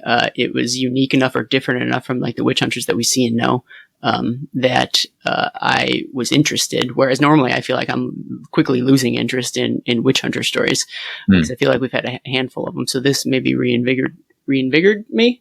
Reinvigorated. There, Aaron, you know words. So I do. I know it works pretty well. So I think he was my dude. However, that seems hardly fair because he was one of maybe 4 named characters. David, who was your dude? Well, I mean, just to spin off that, we've said it a few times, but I'm in the same way. Like I generally, with the witch hunter, I often find them the least interesting character on screen or whatever they on the page, and this was not the case here. As far as picking a dude, I've been trying to shift a little, pick somebody that has something I can identify with, and you said you think you know who I'm picking, so we'll see how this goes. But I am picking the assassin who jumps out from the top of the barrels. That's not exactly who I was thinking, but I was thinking along a similar line in that, like, lately you've been picking some really obscure, like very minor characters. So here's the thing: the assassin, he's got one job. It's planned it out carefully. He's got it all one-on-one. He's all set, and then goes to execute and just gets a torch shoved in his face and then killed without actually landing a single scratch on his target. And I can identify that with that feeling of meticulous planning all going to crap as soon as things get real. So, nameless assassin who's dead on the floor. You're my guy. I wonder, do you think that she knew that he was going to fail? I think she probably did. I think it was set up. Yeah. Yeah. Poor guy. I thought you were going to pick the servant. I don't have a reason for that other than I know you like to pick obscure people these days. Was my guess. So in terms of other stories that folks can read, if they read this one and liked it, or they don't need to read it because we just talked about it, but they want to read other ones. I haven't read any horror stories. Are there other horror stories that you recommend, David? Yeah, I've read a couple. There's the Invocations, but one particular story that I enjoyed, and similar to this, I think you get some good bang for your buck as far as time invested and enjoyment obtained. He Feasts Forever by Laura Gray. I thought it was very enjoyable, and if you like this, I think you would get a kick out of that one too. Cool, right on. It was in the Digital Horror Week, book 11. Excellent. I think and this one was a Digital Horror Week too. Book, I don't know, one of the early ones. Cool. So I think we've given general thoughts. Let's tack it with a final review. What did you think of the book? I liked it. I'd go. Let's see. 5 out of 6 Keeper of Secret Limbs. It was really. I mean, no, I'll bump it to 6 just because I thought it was. I enjoyed it from start to finish. I was surprised by it. I thought the time spent for enjoyment gained was at the maximum. It was one of the ones I've enjoyed the most. So. Cool. It is a real tight story. There's very little wasted time. Because of that, it's also pretty short. So I recommend reading it just because straight up doesn't take it all that much to do so. But I think it presents some really good ideas. I don't know, if you're really looking for a terrifying story, I don't know that this necessarily qualifies as that. So back to my question of whether or not this counts as horror, I think it does loosely. But if my expectations were particularly high about being, terrified, I don't know that it quite met them. Or maybe I'm just a really brave dude. I guess it's tough to say. But regardless, I do think it's worth reading. It's different perspectives and some unique ideas that I think pay off in the long run. And just to go through it in the different the narration style, I think it maybe is worth the price of admission anyway. So that's cool too. So check it out. Any other thoughts? No, that's it. Right. Glad we spun this one. If you are we reserve the right to totally ignore you, but if you are a patron listener listening to this on the fly, if you have something that you think would make a good next pocket realm, let us know. We got a couple things on tap, but we'll see what you think. Absolutely, I couldn't agree more. But for now, it's time for our reforging.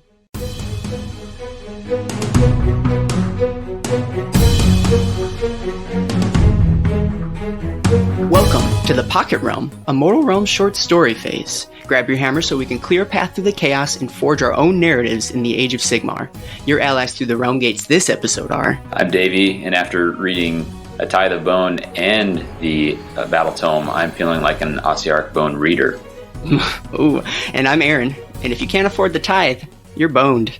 Hey, bud, how's it going? I already used a dumb bone pun for the other episode, so I figured I'd be a little different on this one. Yeah. It's not classic middle school skeleton joke, but I'm still proud of him. I'm not here to pick favorites of between your puns. They're all great in their own way. So. Then what are you here for? To talk about A Tithe of Bone. Ooh, excellent. But before we do that, how are you doing? I want to hear about you. That's what the listeners really want to hear about. Sure. I'm doing well. What was I'll tell you what, I'll give you an option. So what do you think the last hobby that you did, or game that you played, or book that you read would have been? Let's give us a little insight into the day in the life of Davy. Sure. Last game that I played was we're testing out the new Rippa's Snarlfangs for Underworlds and trying them against the latest hotness, Grimwatch. So I'm going to try that out a little bit. And I'm currently reading Accordion Crimes by Annie Proulx. Oh, very neat. On my end, not a lot of hobby recently, just doing terrain, and honestly not a lot of games being played. However, I did watch a whole bunch of games at this weekend's past Warcry event thrown by Eric in the Mortal Realms, the Plunging Spires, and so a lot of Warcry being done. And since there was just a sheer volume, I feel like in some small way I too was playing in these games. Yep. I'm going to sort of take it from them. But very cool event, and it was a great time. I'm sure there's plenty of other episodes that will talk more about it, so I'll leave that to them. But from my vantage point, very cool, and I hope you see more of them. But that's enough about us. Sure. Let's maybe talk about the main subject of this episode. Today, we are going to talk about A Tithe of Bone by Michael R. Fletcher, which I think this might be the first story that I've read by this individual. But let's get into it. Let's jump into the story phase. The story phase. In the story phase, we delve into the stories, characters, creatures, and environments of the Nine Realms. A champion of Tzinch is determined that he will defeat death itself. But when death comes for him in the form of the Ossiarch Bone Reapers, his fate is sealed. Oh, man. He sounds like he's boned. Oh. Getting a lot of mileage out of this one. Check it off. Done and done. All right. Can we send out like bingo cards for listeners to have what Oh, Mortal Realms branded bingo cards. But do we have to send them a prize? I don't know. I mean, maybe it's just a fun play. Let's table that. But there's a lot. There's miles in that. Let's think about that. Grand potential there. Write myself a note. Let's start, as we'll often do when we do our little story phases, with a spoiler-free section, so as to not ruin this like 4-page short story for our readers. First things first. Why are we reading this story, Davy? Why did you think we should read this story at the time? I'm not sure if you suggested it, but I'm going to pretend like you did. Sure. So it's the accompanying. It's an accompanying short story, basically, for the latest release, the latest Battle Tome release at this time, which was the Ossiarch Bone Reapers, and it seemed like a good way to maybe. Oh man, I was going to say flesh out, but yeah, wading into that to get a deeper understanding.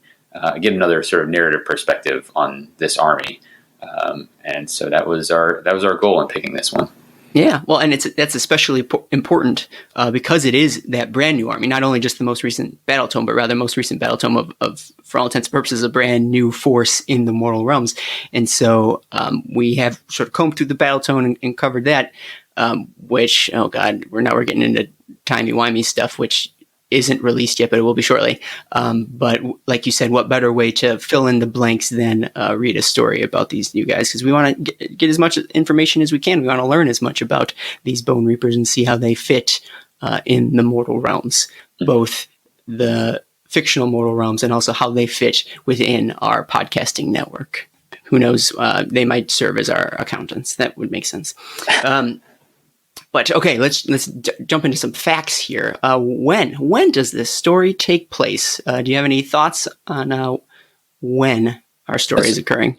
So it being real short, it doesn't take a lot of time to sort of set up like, here's the grand things occurring. But we can intuit some things. So there's mention of Sigmarite champion. Who knows? We know this during the Age of Sigmar, and then we can further locate it there in that the Bone Reapers are up and about in a big way. It sounds like, which means Katakros is probably operating.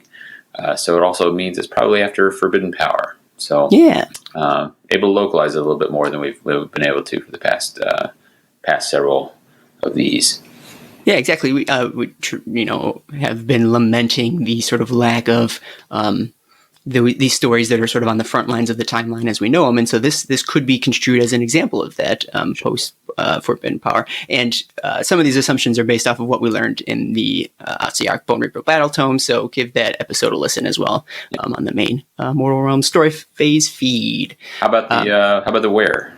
Oh, okay. So let me tell you, it seems to be taking place in and just outside a Shaishian, I guess, city of Nazir. What do you think? Am I saying that right? It could be Nazir. I was Knezer. I was getting like a Nebuchadnezzar. Yeah. It was a little vibe I was picking up there. But I think if I had it, I would say Nazir. Gotcha. I'm not going to say it again, but I like your Nebuchadnezzar reference. Let's hope this is the last time I have to say the name of the city. But this is a city that is on the edge of Nagash's domain. And just throughout the story, we kind of get the impression, I think, that it was originally sort of controlled by Nagash and his forces. I don't get a sense that it's it's not a Bone Reaper city, and not even really a sort of undead city is sort of the gist I've gotten. No. But it seemed to be populated by people, like humans, at one point. Yeah, I agree. It is in Shyish. That wasn't necessarily a given since we know the Bone Reapers operate outside of Shyish. Mm-hmm. So that was worth mentioning as well. Sure. And so when it says the edge of Nagash's domain, did you get the impression that we were at a realm's edge or just like at the edge of his empire or controlled territory? And furthermore, is that the same thing? So I figured it was at the edge of his territory. I think it would have been kind of a more weird and magically wild environment if they're at the edge of the realm. Although with the Shaishin Nadir, that may not be true for Shyish anymore. I'm not 100% sure about that. But we do know that following the Age of Chaos, huge swaths of Shyish were conquered by chaos. So I imagine that it is a realm that's sort of contested in large areas still. So Yep. That's where I was absorbing out of that, I guess. Sure, and it seems like the Bone Reapers are sort of re-establishing and re-expanding the sort of Nagash Empire, and so it wouldn't necessarily be at the outskirts. It wouldn't need to be at the outskirts of Shyish. So that makes sense. Cool. How about some of the who's? Do you got any who's you want to talk about in our spoiler-free section? Well, short stories didn't leave a lot of room for too many, but we do have where we first meet Markash, who is a Chaos Lord, champion of Tzeentch, and he has a big demon sword, and smoke pours out from his armor, and he's apparently got a pretty big reputation because there's a fellow who is. He's just happy to hang out with him for a little bit and write down some of the things he does, and that's Palphus, a scribe. Things he does and things he says, no less. He's also a transcriptionist. Which I guess I hadn't really thought about that existing in Chaos Forces so much. Not that I think it seems out of place, but I don't know how often we've seen something like that before. So sure, we're so used to seeing just the extremes of what it means to be a sort of a follower of chaos. It's rare to think that it's come up in different episodes and different things that we've talked about, but that for the chaos machine to keep working, it takes some low level. I don't want to say underlings, but in this case, that might apply to keep the machine running. They can't all be mighty demonic warriors. There's other needs that need to be met. And sure. Yeah. Like historically they talk about an army marches on its belly or something like that. And just referring to all the logistical support that in our world that an army needs to be able to go by. The armies in this fantastical world can get by that by, not requiring sleep or not requiring food because they're whatever, but they still need something. And so we're seeing a little bit of that, I guess. Some of the supporting cast, I guess. Agreed. So yeah, those are the main who's. There's a couple other that we'll be introduced to later on, but those who are the folks we follow at the earliest. We can jump to the what to see if there's any other whats. I think just generally, our Markash and his pal Palphus are in that city that I'm not going to say again, but they are going to be sort of not button heads against, but exposed to this brand new death force, and the story is going to follow what happens next after that. Death Force sounds like a bad 80s action film. Or an awesome 80s action film. All right. Often one and the same. Yeah. But I think that covers our facts, our spoiler-free section, unless there's anything else you want to bring up. No, let's proceed. Let's jump right into the spoiler phase. Okay, so we had mentioned that this is kind of a shorter book, or story, I suppose, along the sort of the same veins as The Hunt, though it might even be shorter than The Hunt. I guess I don't compare the page numbers, but it's jam-packed with information. So let's start talking about it. How does the story open up? Where are we thrown into, Davy? So right away, this Chaos Lord Markash is basically pontificating. Oh man, jinx! Or performing his little soliloquy of he's musing on the idea of destiny and what it is that he's doing here, and he talks about what philosophers think about it and all that. And meanwhile, his scribe is desperately jotting down everything that he's saying, and this actually goes on for as short as book is. This lasts quite a bit. Yeah, percentage-wise, it does take up quite a bit of the story. Yeah. So you get a sense, this is where you get a sense of who Markash is. And you know that he has come to the realm of death. He's made some bold claim that he's going to capture this town, Nazir. And he's been told, it says, I think there's a quote where people are saying, like, no way, you can't do that. Like, it's so close to Nagash's realm. You're totally going to get killed. And yeah. Oh, yeah. So it's even the scribe said it's too close to Nagash's domain. They said he'll never hold it. You'll die there. They had told the young scribe, and he had shrugged. If that's what it took to be that close to greatness, that's what he's going to do. So, True. So Markash, who is talking about destiny and has some idea that his destiny is going to be to do this big great thing and snatch the city out right from under Nagash's nose. And that's what they've done. And we also know that Markash's mentor tried this a couple years ago and got killed. Yeah, Amerhan. So he was another, presumably Chaos Lord, if he himself had trained a Chaos Lord, and another devotee of Tzeentch. And we talk about how this takes up a chunk of the book, but I think it's like useful and worthwhile because beyond sort of this insight into his thinkings or the inner workings of his mind, like he is sort of your what is it, bog standard Tzeentchian warlord, and he's capable on the battlefield. He's got his demonic sword, but like this sort of separates him from that generic Chaos Lord. It gives us insight to who he is, also not necessarily from a first-person perspective, but how he's sort of explaining himself to his scribe. So we're able to learn quite a bit about him, and it flavors and characterizes him quite a bit, which I think I'll tie back later as to why that would maybe be important when we're dealing with this subject matter and these undead forces that we meet in a bit.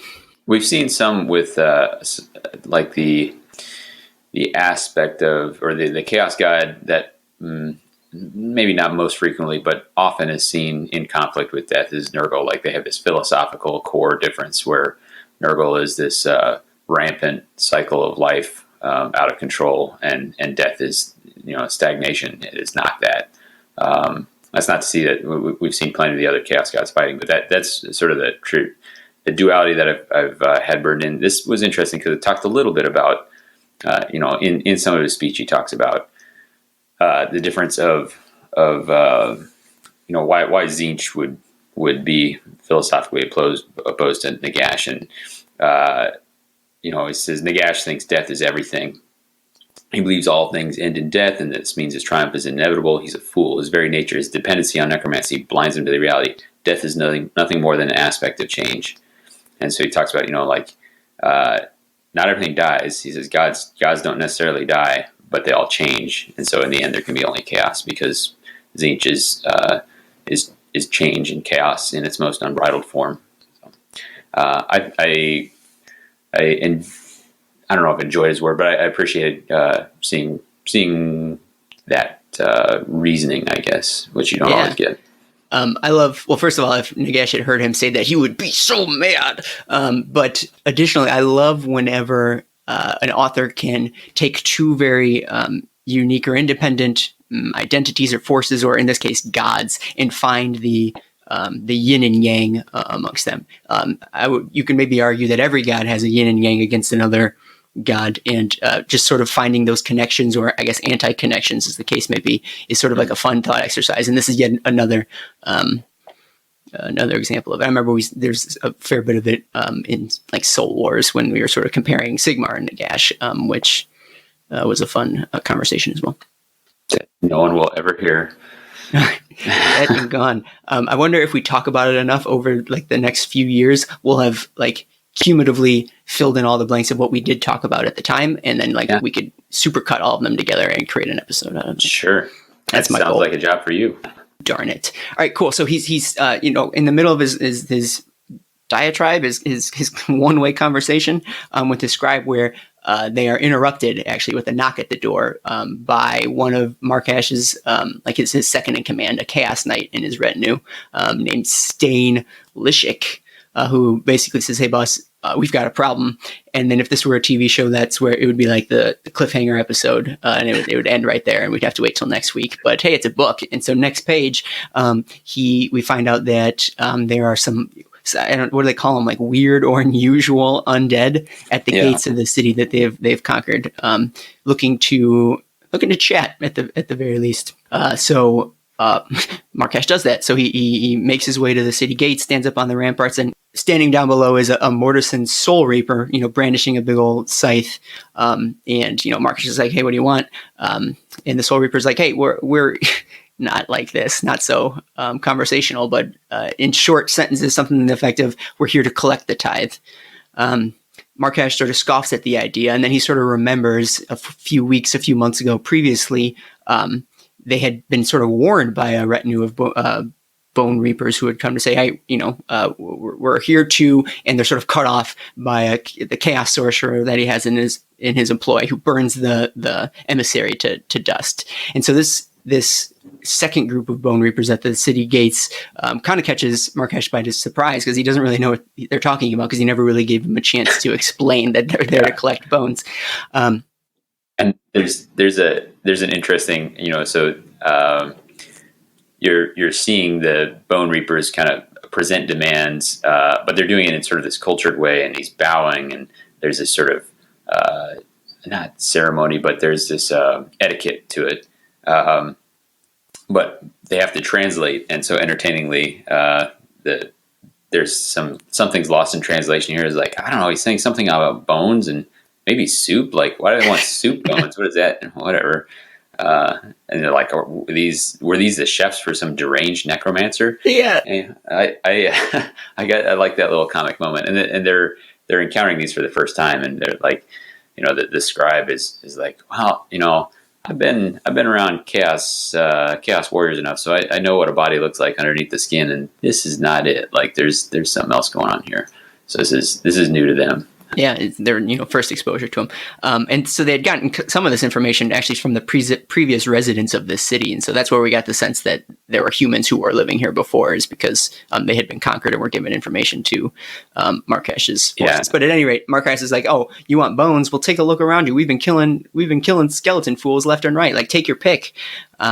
But of course, that's not good enough for our Bone Reapers. We learned here, and as we've sort of learned in other sources, that it's not just any bones that the Bone Reapers want, but they want the choicest, freshest, strongest bones out there. So he says, "For the tithe," and bows again, but in the tone of an overly polite apology of someone embarrassed for you. Yeah. Fresh bones, like it's another sort of it's like a cultural misunderstanding, which is kind of a cool angle to take on this. Yeah, agreed. Now I'm a little worried about who we're going to pick for our dude later in the episode, because I already know my answer. Marquesh has had enough at this point. Like, again, they're not communicating well. No one's getting their point across. And so Marquesh decides to speak in the only language that he knows how, and brings, 100 of his dudes out the front gate, to lay the smackdown on these, this Bone Reapers that he's sure is going to fall, just as easily as any of the other, death forces that they've conquered at this point. And so they do. So initially, Marquesh does a one-on-one duel with a Bone Reaper warrior. I didn't even get a sense what the first guy even was. Maybe he was just a Mortek guard. Did you get an idea of what he fought first? And not that it matters. Maybe he was like the Mortek guard champion, but I didn't have a strong sense of it. Gotcha. Not that it matters, because he literally cuts him in half almost immediately. And in doing so, that sort of kicks off this much larger battle then. So the forces proceed to, en masse, engage each other. There was a moment right at the start of this fight, which I appreciated. Like, you're used to the undead legions being totally impassive, but you've just gotten this, like, oh, here's this etiquette and culture and all that sort of thing. And then when Marquesh comes out here and draws his demon sword, it withers things, within a radius around him. And there's like a stirring, like a drawing back. So there's the rank and file kind of react to this, which is not something we're used to seeing with undead. So it was a real small touch, but I like that. Sure. Scared skeletons. Who'd have thought? Was it that guy who was moving slower than he could, and then he speeds up, or was it the Necropolis stalker later? That's the first guy. It was the first guy. Yeah. Were it smarter, Palphas thought it would have feigned the jerky, shambling awkwardness so typical of the dead. And then it lunges. He's like, oh, he was faking, and then it gets cut in half. Surprise! But then that's when the battle is met in full, and Marquesh is sort of thoroughly engaged with this one particular Necropolis stalker, which I'll talk about in a second. But he sort of notices around him that his forces, Chaos Warriors that have been fighting with him for a long time, are being pretty thoroughly picked off and picked clean, no less, as they're defeated by the Bone Reapers, and they're being sort of shocked of their flesh and their bones collected. But that's the least of his concerns right now, because now he's locked in deadly battle with this Necropolis stalker. What are some things that caught you about this Necropolis stalker? What's special about this guy? So right off the bat, Marquesh is noticing something about its face that has something vaguely familiar there, and I can't quite place it. It is that, so for people who aren't totally familiar, this is the four-armed, towering, sort of ogre-sized skeleton. Is that right? Yeah, so they're like the giant skeletons with the forearms, and I think even on the models they have a bunch of different faces on their skull. Yeah, but pretty elite warriors. In the game, they can change which aspect. In this, it represents that it actually does it. So, like, as they're fighting, its head will snap and snap around, and a new face will come to the fore, and then it's got a whole new set of skills. So as he's like, okay, I'm kind of getting it. I've got the sense of this fight. I think I can hang in there. I think I know how to beat it. And then it will, switch personalities and have a totally different style. Oof, gross. But for the first face that he defeats, I think he realizes it before it disappears, that the reason it's familiar, he sort of learns, he learns about the opponent via combat, is that it's actually that Amarhan Zinchian champion that had previously come here and was sort of his mentor for a while. So that's how he knew that somehow Amarhan was in this stalker, because he had the same fighting styles and fought the same way. And in knowing that, Marquesh was able to defeat him because he knew, how he fought. But that wasn't enough, because the head clicks to the side, and then he has to fight this new enemy, who I think is a master swordsman or something at this point. I forget what order they come in. There's a master swordsman, and then there's I like this one, new warrior with a chiseled jaw and smug superiority of a Sigmarite champion. Yeah, which I don't even know what that means, but okay. So there was an elf in here. Was the blade master elven warrior caught mid scream, and then closed out with a cold-eyed woman. I don't know if that's something we're supposed to know about, but yeah, I don't know. But Markash is able to defeat each of these, not without taking sort of wounds himself. The sword master is able to like cut into him a little, slash through his armor. I don't remember the Stormcast guy does, but at some point, like he gets his fingers cut off while he's chopping off limbs of the stalker, and like the last aspect that he has to fight ends up being like a master quarterstaff fighter because it was wielding a spear, and then the spearhead got chopped off, and so he starts wailing on him with this basically stick. Which I can't imagine Markash is used to fighting a quarterstaff master. That doesn't come up much. But all the while, he's just getting slammed left and right. But eventually, he's able to have defeated all of these aspects. But again, without his fingers, and he had been stabbed at one point. So he's in very rough shape, poor guy. And then it's a minor thing, but what happens to him next? The emissary comes over and says, good tithe. Cuts his head off. Just sipes it clean off. Blood starts, not to be graphic, but splurting from his neck hole as his body slumps to the ground and the head rolls, and basically thinks to itself, like, oh man, I didn't expect this. I haven't seen my fingers in years. That's nuts. Yeah. When's the last time I saw my own skin? Weird. Yeah. That's crazy. So his head retains consciousness which is a kind of surreal moment here. What better place for that to happen than in the realm of Shyish, the realm of death? I'm sure that probably happens to most people, even if you get decapitated. Sure. Spooky. And so that's basically the end of the living Markash's interaction with the Bone Reapers. Very systematically dismembered, he and his forces. Furthermore, actually, it's worth mentioning that his scribe had actually walked down here to the battlefield with him because he was there to observe and document. And he was so confident in the prowess of his champion that like he wasn't really afraid. He got real afraid real quick though, and at sort of the final death is the Bone Reapers noticing that the scribe is just hanging out there, and they just sort of fall on him and take him apart and strip him of his flesh as well, and bones and soul, as we find out later. Yeah. So then this next section is kind of given over to the experience. So it switches perspectives a little bit. Like we have some from Markash and what's left of Markash with his soul, but then the Soul Reaper doing that sort of blending process. And I think this might be where the translation error of soup came from, because it talks about like blending these things, like bone meal.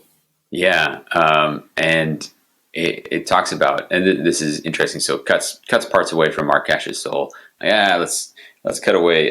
The Soul Reaper cut the idea of Tzeentch from Markash. So like, oh no, we don't want that. Let's get that out of there. But it talks about this idea of like, got to leave the shape intact. So there's a hole there. You got to fill it in with something. It's like, well, we'll replace Tzeentch with Nagash in here. Yeah, replace like with like. Yeah, but he does come across this one concept. He's like, I'm not sure what to do with this. There's destiny in here, like this idea of destiny, which he was so hot on in his monologue earlier. And so there's it's cool because it's this sort of little puzzle for the Soul Reaper to sort of try and figure out like what should I do, and then realize for the Ossiarch, death and destiny are the same thing. So I'll replace that with death. The idea of destiny is death, which is a change for Markash, who saw death as just another change, right? Mm-hmm. So he already had an idea of what that was. But. Sure. So this is sort of how his soul is then shaped and reformed and reimagined. And then he takes that, he being the Soul Mason, takes that, I guess, final product or some portion of that final product, and in sort of cosmic justice, throws away the sort of components of Amarhan, the old Tzeentch champion, and instead replaces the slot in that Necropolis Stalker with Markash's soul, and presumably some of his bones and other ingredients. And Markash now finds himself in the quote-unquote body, loosely defined body, of that creature that he had defeated, alongside the other soul fragments of those warriors that he had beat sort of individually as part of the Stalker. Real World of Warcraft moment. You have a helmet that you really like, and then you find a cooler one, so you got to throw the old one that you felt good about for so long. Throw it away. Here's a new one. And so then we're sort of back in a familiar setting where we have a lot of internal thoughts from Markash as to what this means. And basically we're give an insight as to how he's sort of evolved or changed now that he's been remade in this, Bone Reaper image. And so he, again, sort of waxes nostalgic about what, how destiny now means death, and his different perspectives on what gods he's following, as Tzeentch from Tzeentch to Nagash. But then his attention sort of shifts a little bit, and he sort of realizes and takes stock of like where he is and who he's with.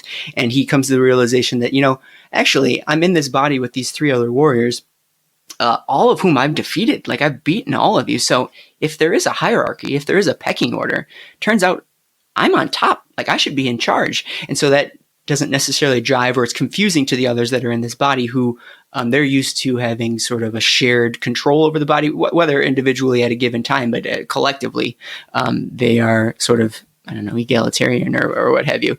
But that doesn't sit well with Markesh, and it sort of harkens back to his previous life or his previous perspectives, where he sort of notices, well, nope, that's not good enough for me. I still want to be in charge of this particular body, and even then, that might not be good enough for me. I want to be in charge of all Necropolis stalkers. I want to lead a legion of Bone Reapers, and so it's that sort of inkling of his previous life, sort of running through his new mentality, which is, I think, a great reference to the fact that these Bone Reapers are still autonomous. Davy, tell me about the autonomy of Bone Reapers and how you like it so much. Well, that was in our ep where we were talking about the battle tome. What I enjoyed was that it gave the opportunity to inject character into your army rather than being, emotionless, thoughtless, and just all, having 95% of your army not necessarily have any motivation other than to follow the commands of whatever necromancer or vampires in charge. This even this guy, this Bone Stalker, now has these cool individual motivations. So I do enjoy that, and you can tell that while he is autonomous and is having his own thoughts, he's not 100% all there, because a large amount of time passes and he is not, like, it sounds like a year or 2 later they come back to Knezer. What did I say? Nazir. They come back to Nazir, and he's like, "Oh yeah, this place. How long has it been? Has it really just been, I guess here I am." And that alt rock dude Stain is up there, and he's grinning, and it's basically the same thing. So you feel like there's kind of a cycle repeating here. Like his previous boss Ammerhand went here, got killed. Then Markesh went here, got killed. Now Stain is here, and spoiler alert, is going to get killed. Mm-hmm. Has Markesh's sword, no less, too. Yeah, that's true. Right. But yeah, so I mean, the story plays out the same way. The Bone Reapers are there to collect the tithe. Stain says you'll find no bones here. He marches out, But it does say Stain strode from the city, sword drawn, teeth bared in confident grin, and Markesh met him in single combat and took his head. But there was again, like, continuing this sort of clash of cultures thing. There's a moment here where the Bone Shaper is up front saying, decent bones, acceptable tithe. Just looking at, he's sussing out Stain's bones from down below, and then he's about to call out to the mortals above. That Markesh steps forward, and the rest of the Bone Reaper's like, "What? Like, this is a breach of etiquette. Sure. Highly irregular." Yeah, exactly. But again, there's that autonomy. There's that individualism, which is represented in this army, which you don't see as often in some of the other death factions. Yeah, agreed. And like you said, they fight, and the Bone Reapers are victorious, and it seems like Nazir is not long for this world, at least in its current state. And then the book ends. What a ride. What a roller coaster. How fun is that? So any other thoughts about the plot before we get into some other questions, other fun thoughts? No, let's jump into them. All right, let's do it. So I'll just ask you right off the bat. How'd you feel about his Destiny speech? I guess let's start at his first Destiny speech. Did it ring true with you at all? I mean, it wasn't like the most amazing thing ever, but it was fine, and it felt like something that a follower of Zeke should probably spend some time thinking about. How much is of your own will, and how much is preordained, especially when you're working for a big plotting chaos god. He even gets into like, so how far does destiny extend? Like, is it your destiny to step in a puddle or stub your toe? I love the idea of a chaos lord even uttering the words "stub your toe" or even referencing a puddle. Like, that's nuts to me. Like, such things so beneath him. Yeah. I believe that he would be wandering around talking about this sort of thing. That makes sense.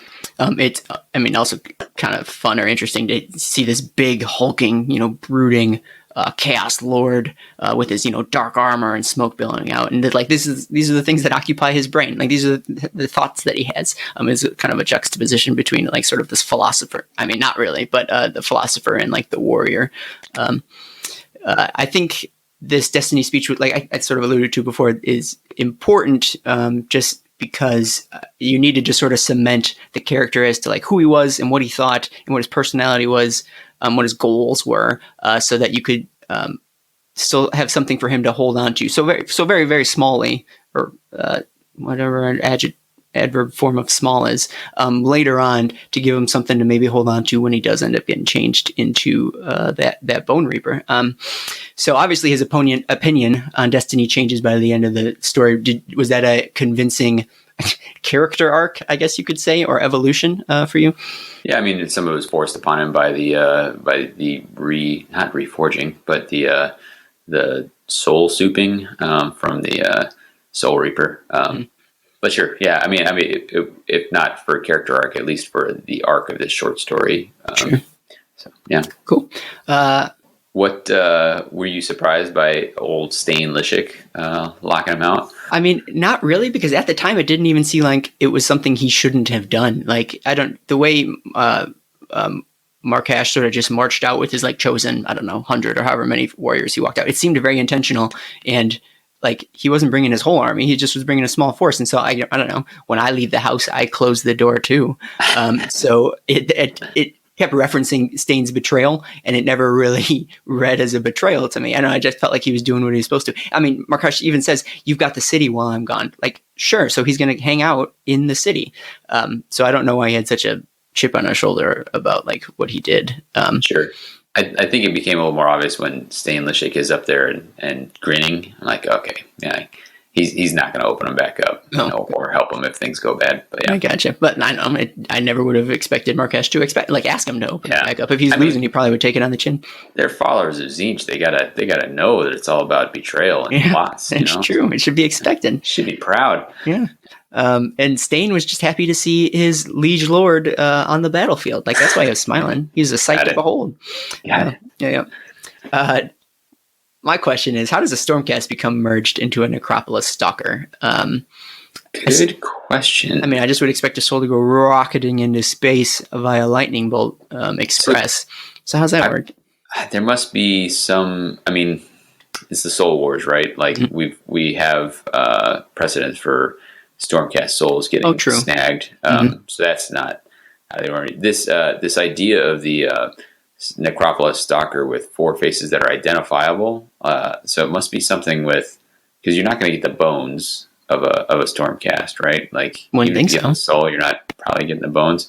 So it must be something to do with using existing bones, and then whatever the soul presence you have in there forms a face. Because it's not like, if I saw Skeleton Aaron, I'd be like, oh yeah, that bone face looks kind of familiar. Oh, it's Aaron, But I mean, I guess if you look at the models, it's not like they look like full-on skulls. So anyway, which is all to say that there must have been some way to, and we don't know how common this is, but to have snagged the soul of a Stormcast before it managed to return to Azir. Sure, I'd like to see Morrison, Soul Reaver go, up against the Stormcast just to see what they do, as they're sort of like grasping at straws as the lightning's getting away, and they're trying to catch them as they bolt off. I wonder also if you defeat a Bone Reaper that has a Stormcast soul in it, does does it then shoot off into space? Like, how's that That work? little fragment, yeah. Yeah. Something to I think explore. actually, Alex Nygaard had asked that question a little late after our previous episode, so I'm throwing him a bone here. Yeah, so I'd be interested to see how that plays out. I don't remember. Do we mention that Palphus? He actually ended up riding along in the Necropolis Stalker. He was back in. Oh no, we didn't. Yeah. So he continues to observe. I will witness. There's just a tiny little piece of him hanging out in the Stalker. Still watching Marrakesh, so he gets to do that for all eternity. Congratulations. It's not explicitly said, but I wonder if that serves as a little bit of an anchor or harkening back to his old life that like is able to focus Marrakesh a little bit, like keeping them next to each other, like is a reminder to his old life. And if not, it should be. I just added it to the story. Might have been an intentional play. Yeah. Speaking of Palphus, how did you feel about his ignominious defeat? It was weird to me. It was sort of jarring in that, like for the first chunk of the book, he was the POV. We were seeing everything from his perspective, which is was a good way to do it, both to get sort of the exposition, and we the audience is sort of, or he's sort of the stand-in for the audience for the book. And because of that, when I sort of identified with him, to have him just like cut down as an afterthought later on was like, oh no, you just cut me down as an afterthought. Ouch. As observed through Marrakesh's severed head. Yeah, exactly. So it was just jarring, and I feel bad for I'm going to say little guy. I don't know. I don't think he's ever physically described, but in my head, the little guy. How much yourself? I mean, I think it just sort of was reinforcing that he's just a spectator. Like he's not an active. He does not have an active role in this story. So well, and actually that. It sort of calls to mind or serves as an example that like he and a bunch of other sort of inconsequential things are not below the notice of the Bone Reapers. Throughout the story, the big like Gothazar harvesters are constantly like snatching birds and like critters out of the sky and evaluating them for like use in the army. And so it just goes to show that like they'll at least give notice to all levels of creature or bone specifically, and sort of evaluate whether it's useful to their cause. And so birds, critters, scribes, they're not beneath Bone Reapers to sort of take into account. Interesting. Cool. Any other questions on your end? We'll get into some of our standard ones. No. All right, Davy. What shape are the characters at the end, or the setting of the story? Well, so Marrakesh is now a devotee of Nagash and all in on that, but he still has his own sort of idea of this greater destiny. Like we talked about, like I'm going to be the boss of the Necropolis Stalkers, and you can see that it sort of happened to him. He talked about back when he was a Chaos Warrior, like my goal is to be a Chaos Knight, and then became that, and like, well, now what's my goal? Well, I would like to gain demonhood, or it was this idea of always sort of wanting to win more and earn more, and you can imagine that happening now in his current form. He's already sort of subverted some of the normal expectations of having primacy within his own body, and then stepping out and making a demand, which is sort of not his place to do. So he's kind of you can imagine a sort of interesting potential arc for him moving on from this story. Yeah, his desire for advancement is a persistent through line, no matter what form he finds himself in. So that's another example of so how he's able to hold on to that part of himself, which is very cool. But sort of on the flip side of that, so that's his sort of character arc, but just the story at large, or the setting at large, is that this same story is being told over and over again, and the Bone Reapers are constantly grinding on. And so it doesn't matter the force that they come up against, at least in this particular area or zone, they're going to come and get their tithe. It doesn't matter what Chaos Lord's in charge. And so it just sort of, that cycle is repeated over and over again, maybe for infinity. Here it is. I'll ask you, who was your dude? All right, so my dude is Palphus. Okay. And specifically, there's a particular moment. I actually mentioned it already, where I think it comes up a couple times. But when Marrakesh is talking about, can one be destined to step in a puddle or stub a toe? And Palphus is like, I don't know if that's a joke or an actual question, so I'm just going to keep my head down and keep writing and pretend this didn't happen. He knows to keep his mouth shut. Yeah, I was like, I can identify that moment. Like, I I do not understand what's going on, so I'm just going to pretend it didn't happen. That you probably get a lot of that while recording the Mortal Realm story phases. yeah. When those long sections where I'm quiet, you know. Yep, you should see the look in Davy's face. How about you? What'd you pick? I was worried you were going to pick. He doesn't have a name, but the Mortisan Soul Reaper was just downright delightful. It's fun to have like a very upright, almost devoid of personality, end up being such a fun little personality in the guy. So he's your classic, etiquette to a T, pomp and circumstance individual, but like.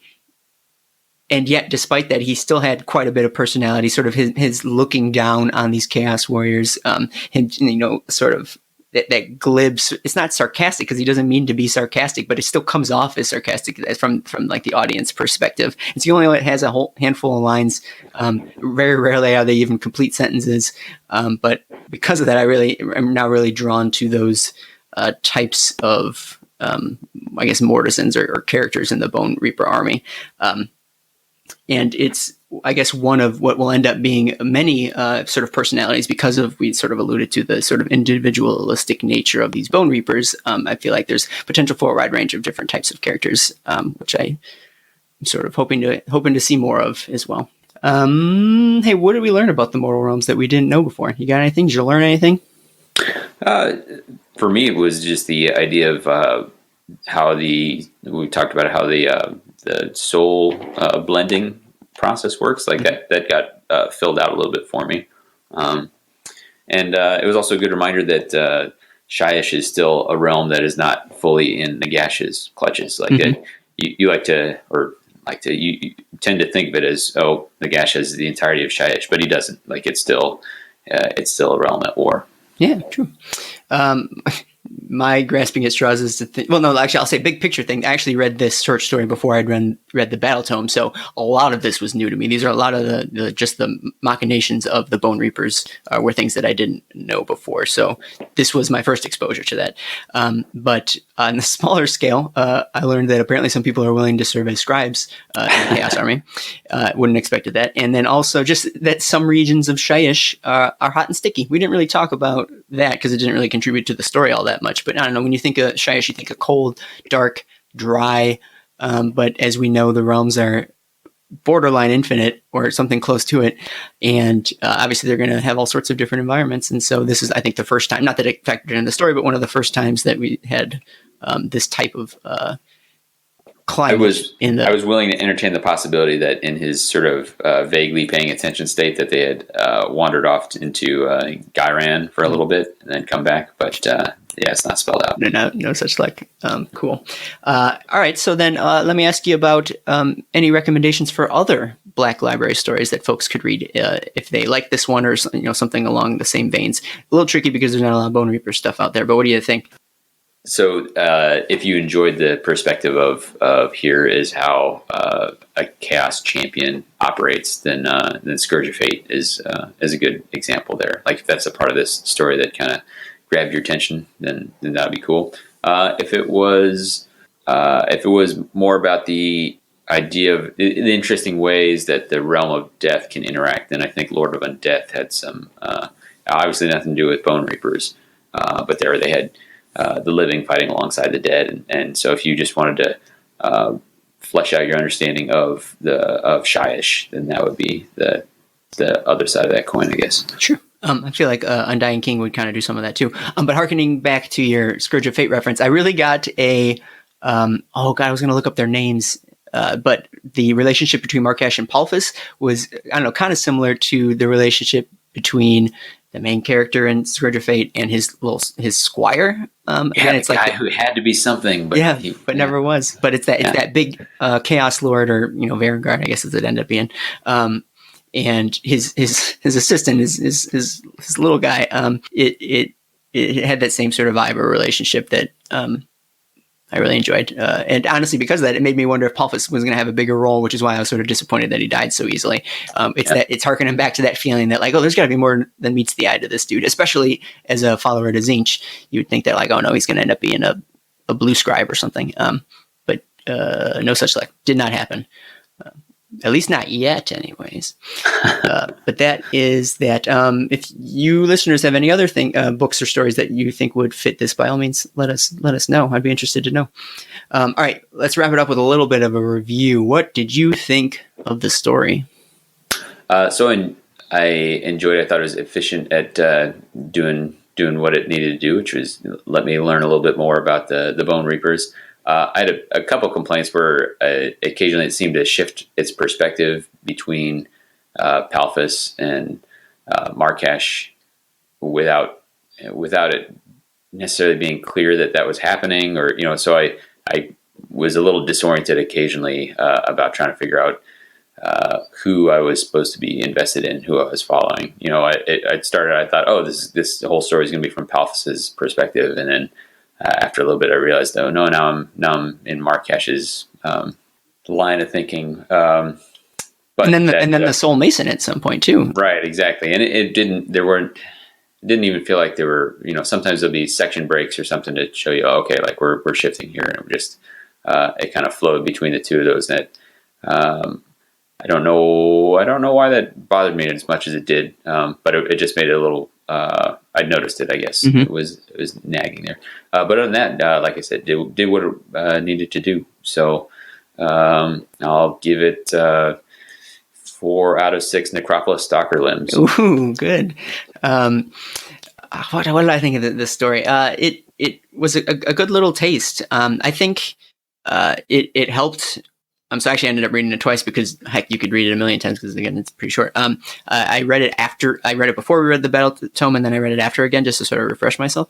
And so I think having read the Battle Tome, it helped a little bit, and like it gave me an idea of even what like the units we were dealing with were. Like I didn't necessarily even know what a Necropolis Stalker was until like I read. But like having read both of them, I feel like now I have a pretty complete picture. That's an aside. That just helped me for the book. I did enjoy it. It had like a pretty clear, convincing, like when we say character arc. I don't know if he grew per se, but like he changed. That's for sure. So because of that, it felt clear, concise. I think he used the word efficient, and I think that was a good way to put it. And one of the things that I liked about it is that like we ended up with a very different, unique type of character that I think we could launch more stories off of. It's this, individualistic previous Chaos Warrior who's now baked into this Bone Reaper, and what kind of antics can he get up to? And so, like, it leaves me both wanting more, but sort of reeling over the possibilities of what this type of character could do in the mortal realms. And so, because of that, I like what the book did in sort of introducing that concept. It's sort of like he got there first. I'm sure there's going to be a lot of those types of characters as the stories come out about the Bone Reapers, but I was really into it, and I recommend reading it just because it's not a particularly big investment. A lot sort of packed into the story. You learn quite a bit. So if I had to give it numbers, how about 4 out of 5 severed fingers laying on the battlefield ground? Yeah. All right. Yep. So hey, you listener, if you read it, let us know what you thought. Reach out because we'd be interested to know. Spread the word. Any other thoughts before we close it? No, I think we wrapped it up nicely. All right, let's do it. It's time for our reforging. Chat with us anytime about your thoughts on Twitter at The Mortal Realms. And Davey, where can they find you on the internet? I'm at red_Zeke, or you can check out my other content on What the Hex. Excellent. I'm Aaron. You can find me at Dos Asos, and more of me at the Story Phase. And you can find all our Mortal Realms shows and content at www.themortalrealms.com.